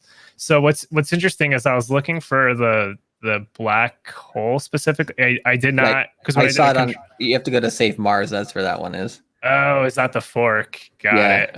Do Control F and then type in black hole. Safe Mars. Black hole. Wait, Safe Moon is a fork of the B fork of Pi ran by Binance PancakeSwap. Enjoy your losses. Yep. Pretty much. MarsCrypto.com. Enjoy your losses. Let's see. That's why it's pumping too, is it because you can buy it. Because it's on Binance, because it's on PancakeSwap. That's why. Because guys with no money can buy this and like pay no gas fees to buy this. So it's like fuck it. Yeah. You can throw $50 at a time. Let's see about it's a forever deflationary supply burn. Right there it is. Yeah, so they have the black hole that burns supply for this one. Let's read that whole paragraph. Is that Pangea? Under forever. Read everything from where it says the $sign Safe Mars, and just read that whole bit through the deflationary portion. Okay, so Safe Mars is programmed to reward holders while increasing in both liquidity and value. It is done by applying a 4% tax on transactions. 2% goes to holders and 2% is auto locked to liquidity. I think this is actually what DC was talking about earlier. You were mentioning it's like called an hourglass Ponzi as far as the way the taxing works. And then forever deflationary supply / burn. We burn more than 50% of the total supply after launch and is sent to the black hole address. As this address also participates in the protocol, accumulates more tokens, thereby effectively removing them from circulation. There is no limit to the burn. The black hole will keep growing, increasing the scarcity of Safe Mars. And then, so you gotta trust them that address actually eliminates those coins, right? But basically, what the address is going to do is probably just hoard it.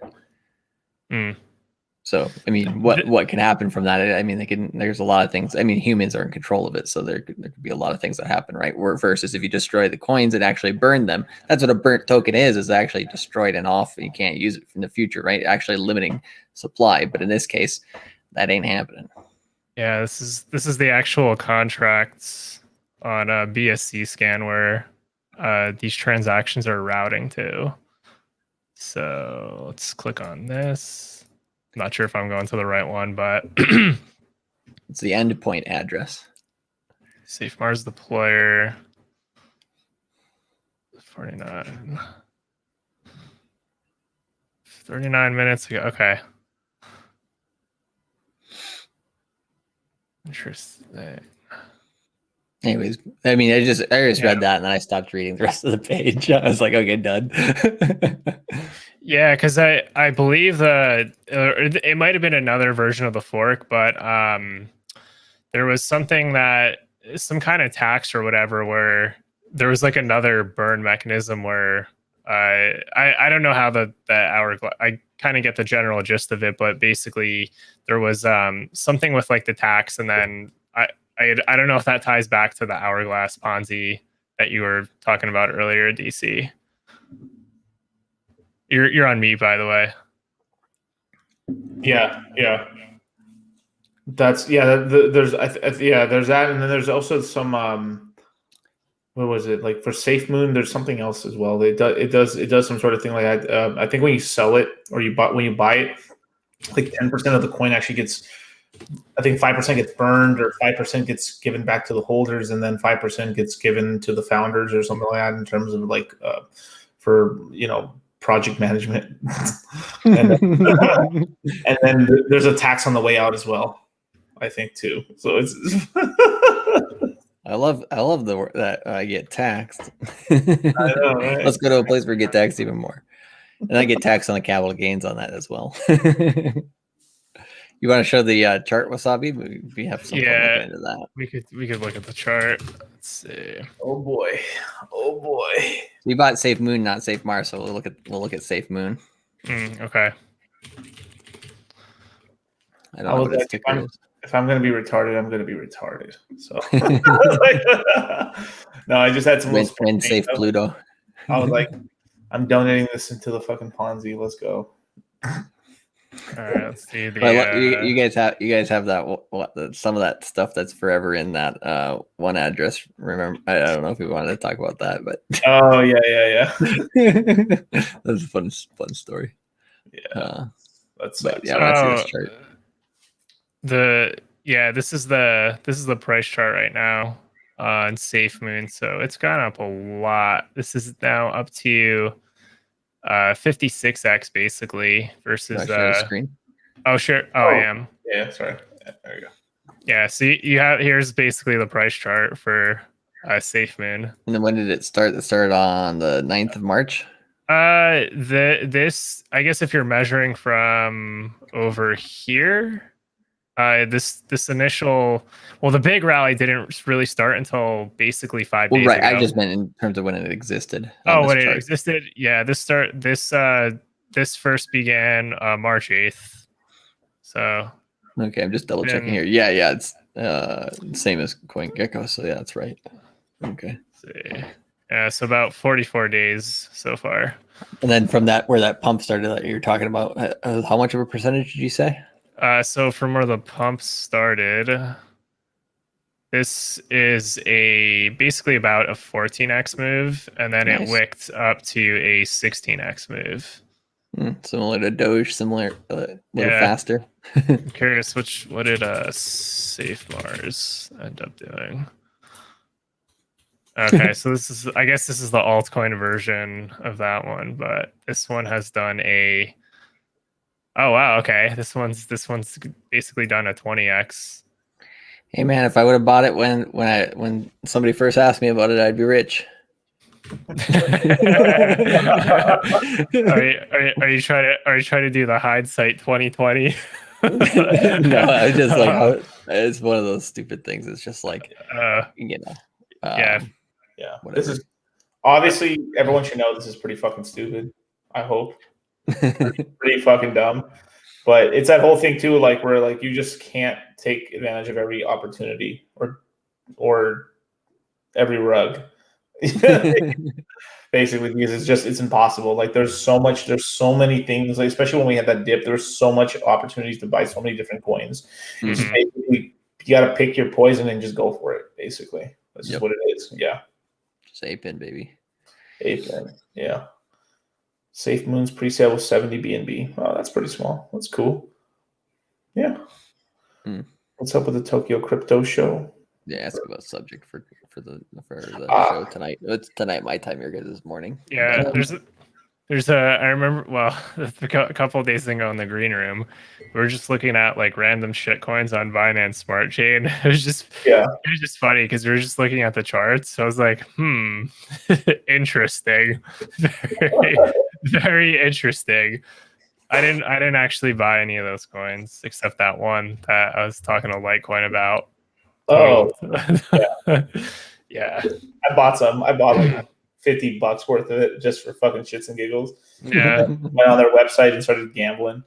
The one good thing about having traces of shit coins in the bear market, if you have them, is like once the bull market starts up again, there's a few canaries, right? That are noticeable. I think I noticed it on Chainlink in January of 2019. I was like, oh, all of a sudden this thing's pumping. Like, what the hell? And like, I was thinking, oh, interesting.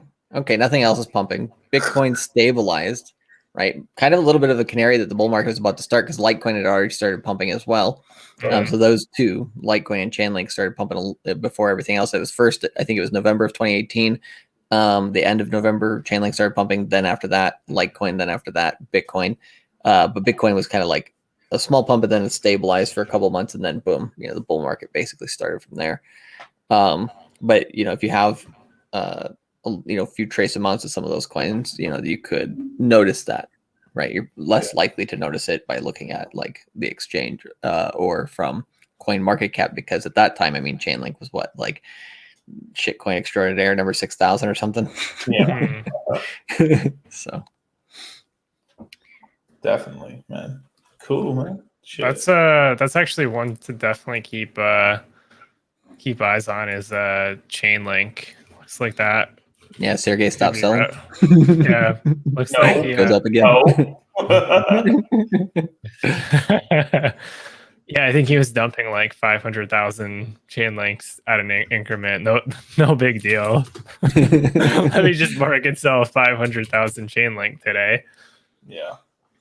I like Max's idea. It says we need an "Are you dumber than crypto degen" quiz to be able that then you can unlock the more degen portions of the course. That might be a good strategy. Yeah. Like if you pass this this quiz, now you can go and ape into this stuff.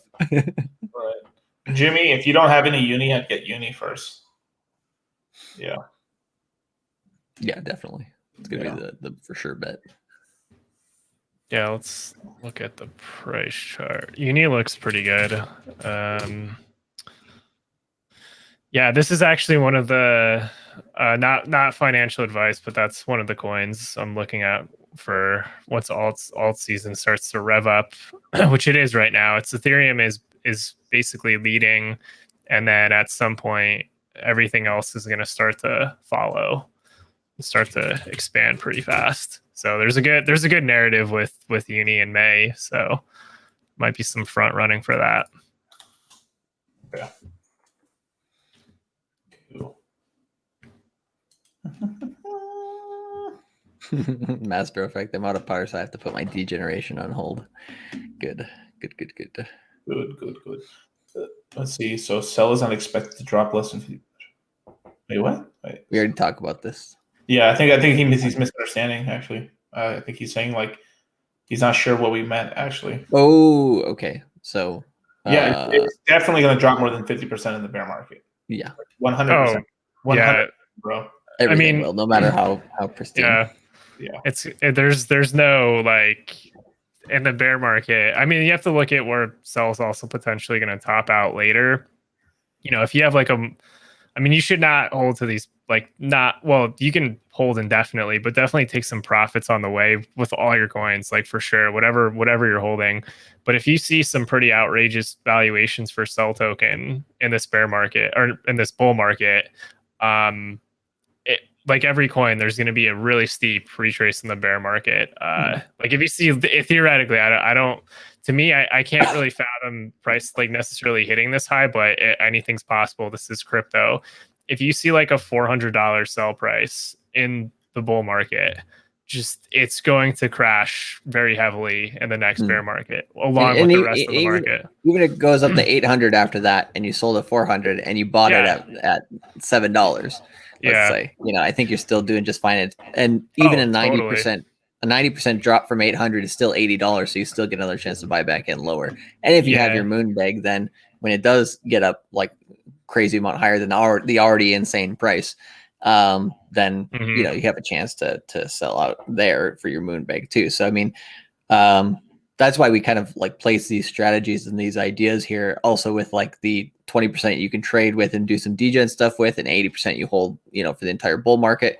We do those things to we know psychologically people are going to do these things or want to do these things. So as long as you give yourself a parameter of where you can do those things and how you can do it, and make sure it's not a majority of what you have, and it's you keep it in that bubble, and that doesn't, once you start making some money with it, you don't like go say, oh, I did it this time, I can do it again, and then the next time you do it, you get wrecked. But as long as you kind of create your own plan and parameters, okay, this is what I'm going to do outside of my main plan, then go play in that sandbox, have a little bit of fun, bounce around, and see how it treats you. But and you can learn a lot from those things as well, right? When you lose in crypto, which is inevitable, you're going to have some times where it doesn't go your way. That's really where you truly learn for the long term as well. So I don't discourage people from getting into shit coins completely, simply because having that experience of that volatility and understanding how things work in this market will get you more in tune with the good, the bad, the ugly of this market. So at least you give yourself the license to do a little bit to kind of learn how this stuff really works and really understand what's going on.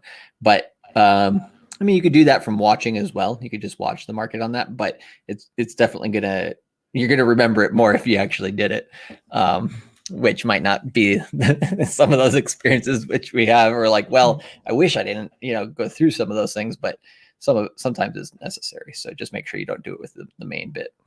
Mm-hmm.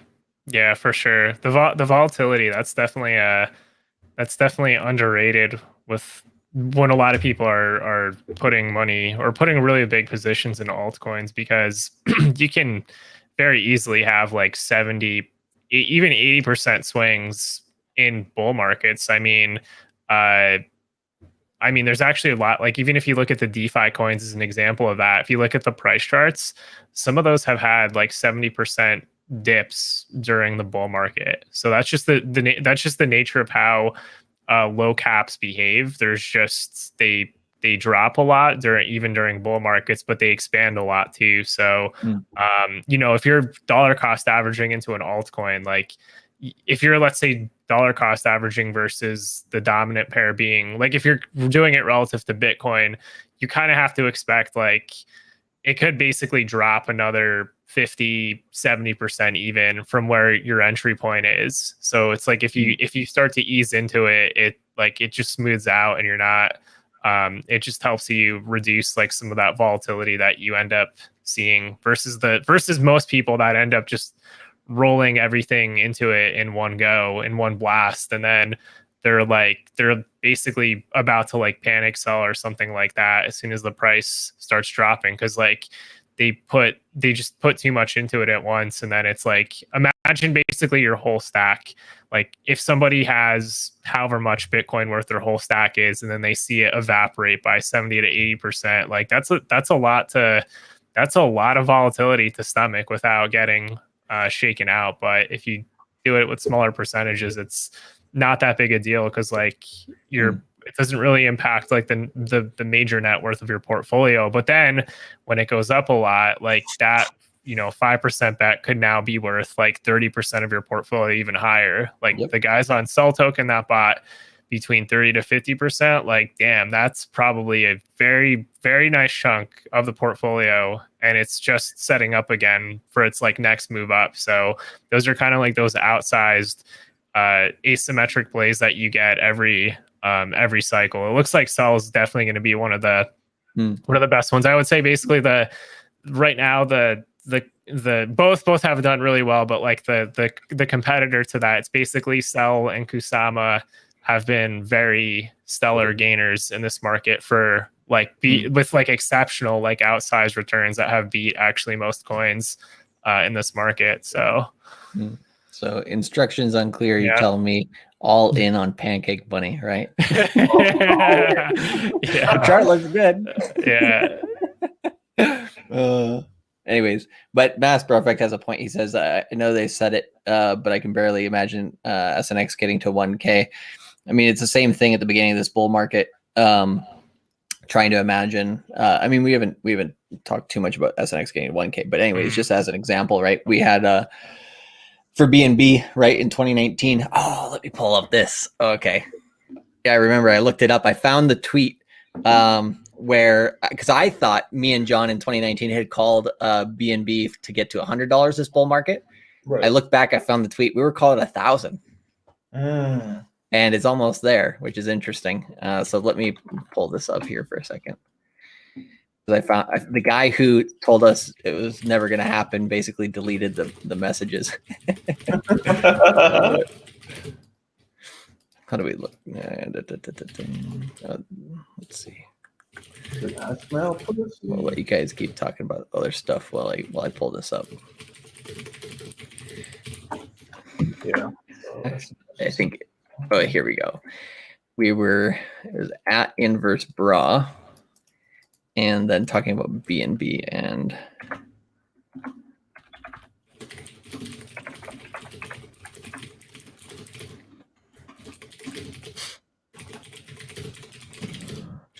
Oh, that's what we gotta do.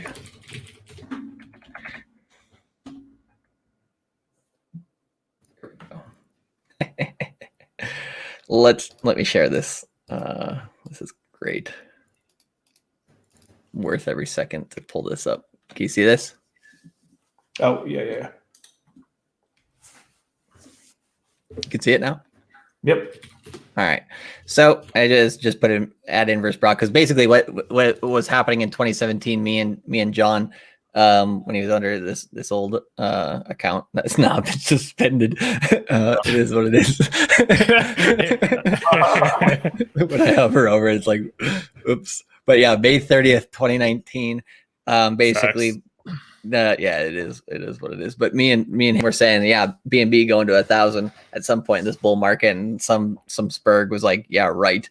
Never gonna happen. And so he added inverse bra because he's like, try to remember this, pin it for later in the bull market. And look at that. I mean, this was from John probably here, calling him some choice names, I'm sure. And then the guy actually deleted his original tweet. But what I was saying at the time was several comparable top 20 coins hit $1,000 plus during the last bull market in 2017. So $1,000 for one BNB is not a stretch target within this bull market. BNB could reach higher, but only time will tell, right? And I forget what his reply to that was, but so if focusing primarily on supply and market cap, BNB should stay well below $50, but it won't take long to break that narrative. Don't bet against. I meant to say bet, and I said don't bet against CZ. And then he kept spurging on me. And then he says, I didn't say BNB would go to 10,000. You did, because he was like, yeah, 10,000 is impossible. He started to basically capitulate and say, yeah, you're probably right. But then he deleted all his shit, which is funny as hell. Yeah. Wait for history so they don't look stupid. So they're always right. Yep. Goddamn retards out there. But it's that lack of imagination. I think people couldn't imagine Bitcoin getting past 20K, couldn't imagine it getting to 60K. Can't imagine. A lot of people out there can't imagine Bitcoin getting to 100K. I'm aiming for 240 in this bull market. That's the number I'm gonna just look for. Whether it hits it or not is whatever, but that's where I'd like to see it. But Bitcoin doesn't care what I think, so we'll see where it ends up. Yep. Cool. Is there anything else you guys want to talk about? I don't know. We're just chilling, I guess. I don't know. That's about the main stuff, I guess. Just a smooth brain into some projects, but with a minimal part of your bag, and let's see what happens, I guess, if you want to. Smooth bag. Hashtag the smooth bag. Yeah, it's actually not it's a topic of discussion right there. Yeah. Oh yeah. But for another time, maybe. I see what you mean about that one coin you were telling me about. Which one? The one starts with a V. Oh, we want to talk about that? Well, yeah, let's talk about it. This is okay. So if you want to go a little degen, but not too degen, right. I do like the Venus coin, right, as an idea. You want to pull up that and show the chart on the market cap or wherever you're looking? Yeah, that one actually looks pretty good. Money markets for lenders, borrowers, reporters, stable coins. Because it's kind of degen to get into, but it's part of the Binance chain. Binance chain, when Ethereum fees get really high, is going to have some positivity to it. Right. This one, if you put a very minimal amount of money into it, it's already pumped pretty good, but the chart still looks pretty decent. Yeah, it looks like it's basically had its 1 and 2 wave on the price next chart. Wave is the most impulsive. Yes, absolutely. So not financial advice, but definitely not financial advice. Yeah, definitely not financial advice. But yeah, this to me, this kind of looks like a 1 and a 2, and then now it's setting up for its 3 wave. Yeah, and to let people know the basics of Elliott Wave, because people are like, sometimes people hear about Elliott Wave and then you see them start trying to do it, and it's like, well, nope, that doesn't fit. Nope. But basically, what we're looking at here is the basics of Elliott Wave, just so people have an understanding of what we're talking about. Is basically with the trend, right? You have an impulse, which is 5 waves, and against the trend is a 3-wave sequence. So you have your 2 and your 4, which are your 3-wave sequence. And then you have your 1, 3, and 5, which are your impulses with the trend.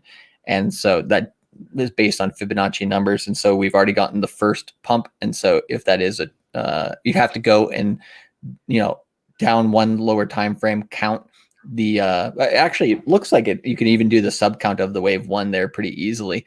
Just looking at the daily, it does look like a 5-wave sequence. So, and what I mean by sub wave count is like those waves, right. Yeah, he's basically something like, you could say this is like a 1 and a 2, 3, a 4, and a 5. Something along those lines, right? And then it's kind of like, I call it like Russian dolls. You can kind of go underneath that, and look at the 5-wave sequence for that wave 1, for that wave 3, for that wave 5. Anyways, that's the basics of Elliott wave right there. And so, yeah, what Wasabi did there was take the wave 1 and say if wave 3 is the same as wave 1, because the other rule to understand is, according to Elliott wave theory, which some people say is hocus pocus, but there's some rhyme to this reason, right? But basically, the wave 3 is never the shortest, but it doesn't have to be the most impulsive wave, but it tends to be. And so, probably go a little bit over what wave 1 did, but it probably will at least get similar to it. So what's the price there that if it were to do the same as the wave 1? So even if it does the same as the wave 1, that puts it around a $1,200 price target. And right now the price is at $81. So let's just say it hits $12.50. $1,200? Jesus. Yeah. So it's basically projecting it could do another 15x from current price levels, assuming it basically does the same. It basically expands the same amount. Let's actually, now I'm interested. Right now it's around 81 like, now I'm interested. Yeah.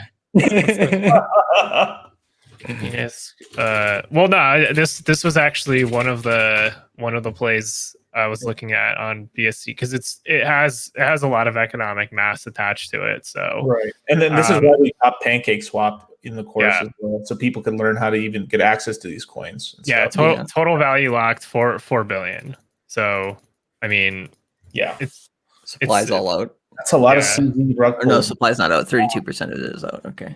Yeah. So I have no idea what the inflation is, but if it does a 15x from current price levels, that puts it around a 12.6 billion market cap, which honestly isn't really a stretch, because to get into the top 20.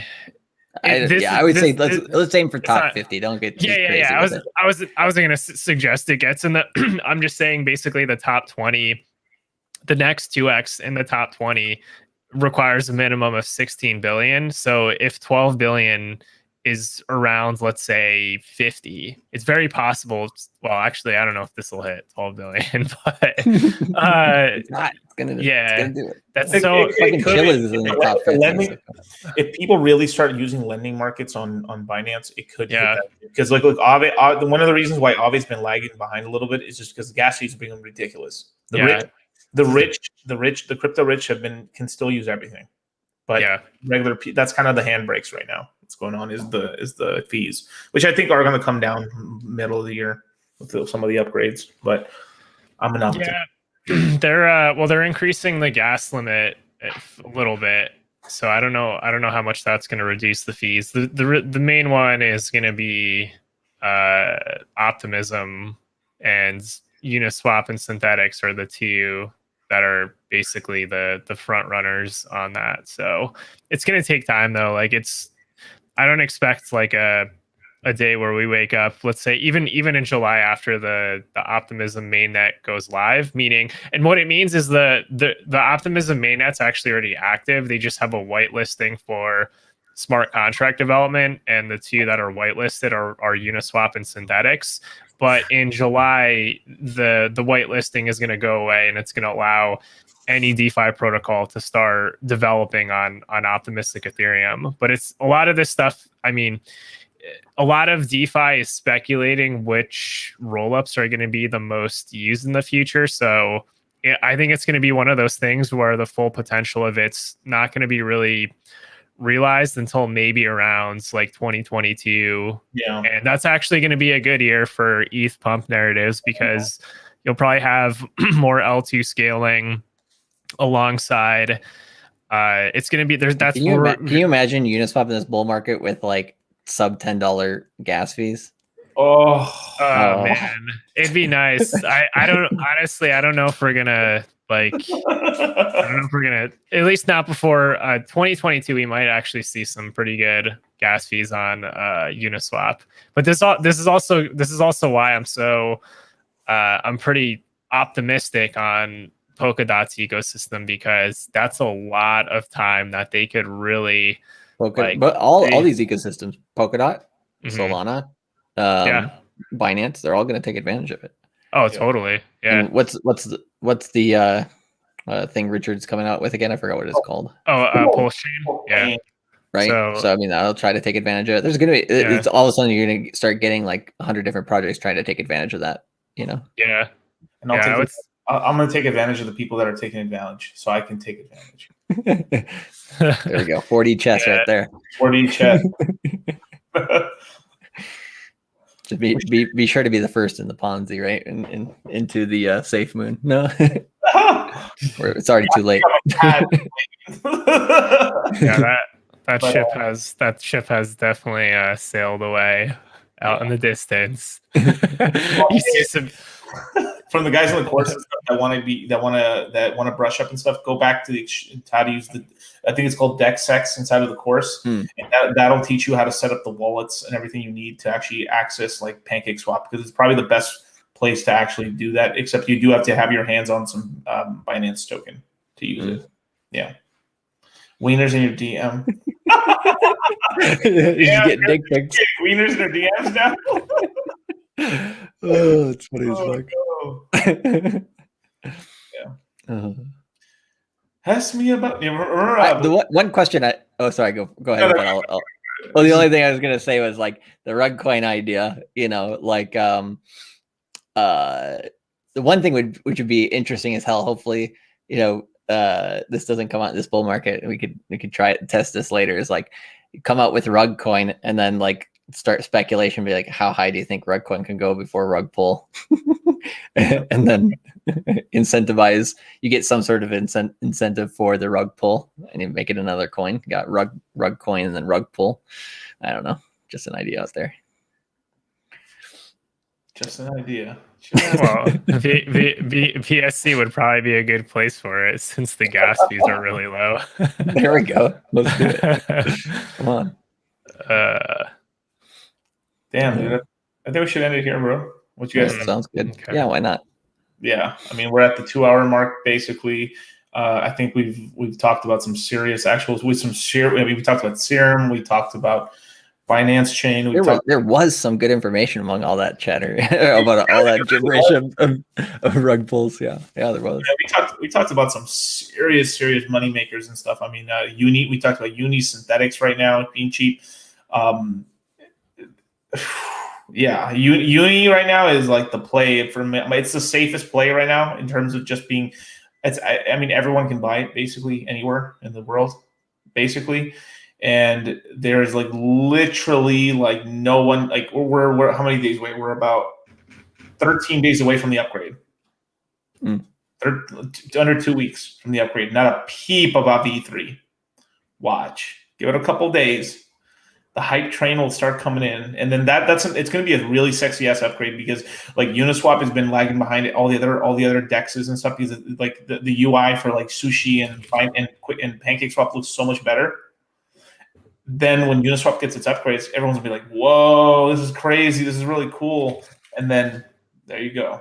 And then there's actually gonna be two. You buy the rumor dips. I mean, buy the rumor of opportunities. So first, the May 5th run up, and then on top of that, there's going to be the run up that happens later in May for the optimistic roll up releases. That's going to happen as well. So there's going to be 2 pumps on the. Yeah, they ain't dummies. They're making sure that they have continuous stuff happening there because it's like one of these things you always want something going on, right? Yeah. Because that's where you're going to get the most pump in this market is you always need to have something going on, and so they're smart enough to kind of like make a few events down the road, and so they just have to actually accomplish them. But that's the cool thing. Uni's much better at accomplishing it than Ethereum and Cardano. So. So for some of you guys who want to focus on some of the Ethereum DeFi plays, I'd focus on the ones that you can buy on exchanges because they're holding price and you'll be able to make them really easily. Yeah. If you're trying to get into like,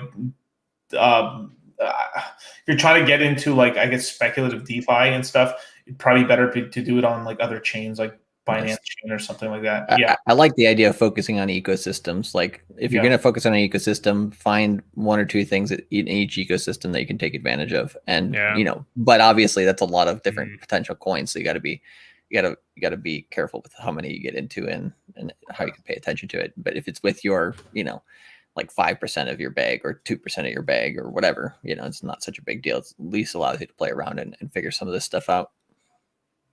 Definitely. You want to end it with a video? I think there was somebody in the chat said you can't end it without a Dan Pena saying Bitfuck's going to 0 video, or we could. I can get it. We can either do. What do you guys want to do? You want to do the Bitfuck video, or do you want to do what was the song called? I forget what the song was called, but the one with the bobbing head cat. Bitfuck. Those are both really good. Yeah. I guess right. we sorry, go ahead. I mean, it's DCC stream, so we'll let them choose. But man, we'll watch both. I don't care. Let's do it. I mean, I don't remember the name of the second one. It's escaping me, but give me a second. Yeah, 80% of rumors are started by the people of the coins, like for sure. Hell yeah, for sure. Yeah. Fucking Dan Pena.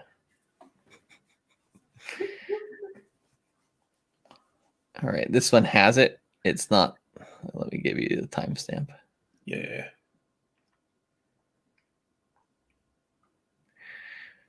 There's a better version of it out here, but this one's decent at least.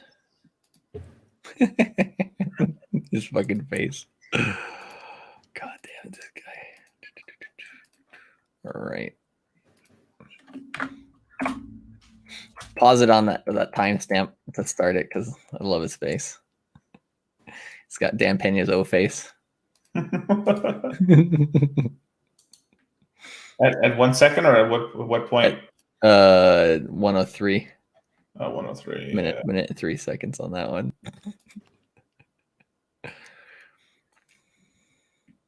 Oh my god. Oh boy. Okay, here we go. All right.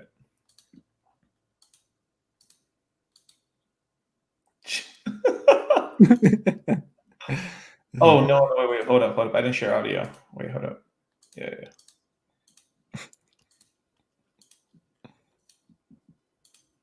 There we go. Oh, and I don't have the fucking. But one of the great calls I did a year ago, there's some reverb. Was at $19,600. I said, "It's over. Smart money, sell half, keep half." My mentees lost billions. Let's go listen.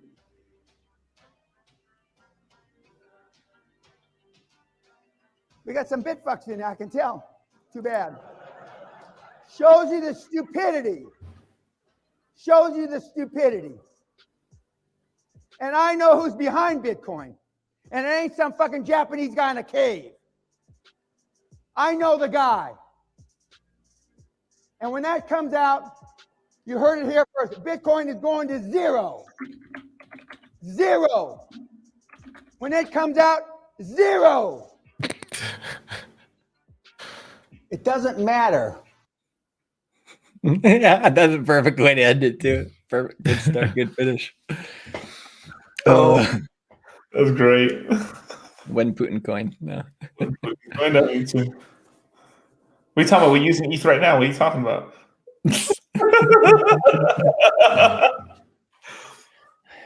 Well, you guys. So, where can people follow you? Look into crypto. People can follow me at Look Into Crypto on Twitter. Yeah, and Twitter and YouTube. Mostly Twitter. Perfect, man. And this man with the Chad haircut, what's his name? Charlie? Yeah. Where can people follow Charlie at? Yep. Go to cultivatecrypto.com, Cultivate Crypto on YouTube, Cultivate Crypto on Instagram. There's a whole one picture on there, me and Max Kaiser. And then Cultivate Crypto on Twitter, pretty much everywhere. I signed up for what's that thing called? Clubhouse as well. I'll eventually be doing some stuff on there. Everywhere and anywhere. Perfect, man. You can just follow me at Dollar Cost Crypto across all platforms. And yeah, man, I'll catch you guys later and another live stream soon. Peace. All right. See you guys.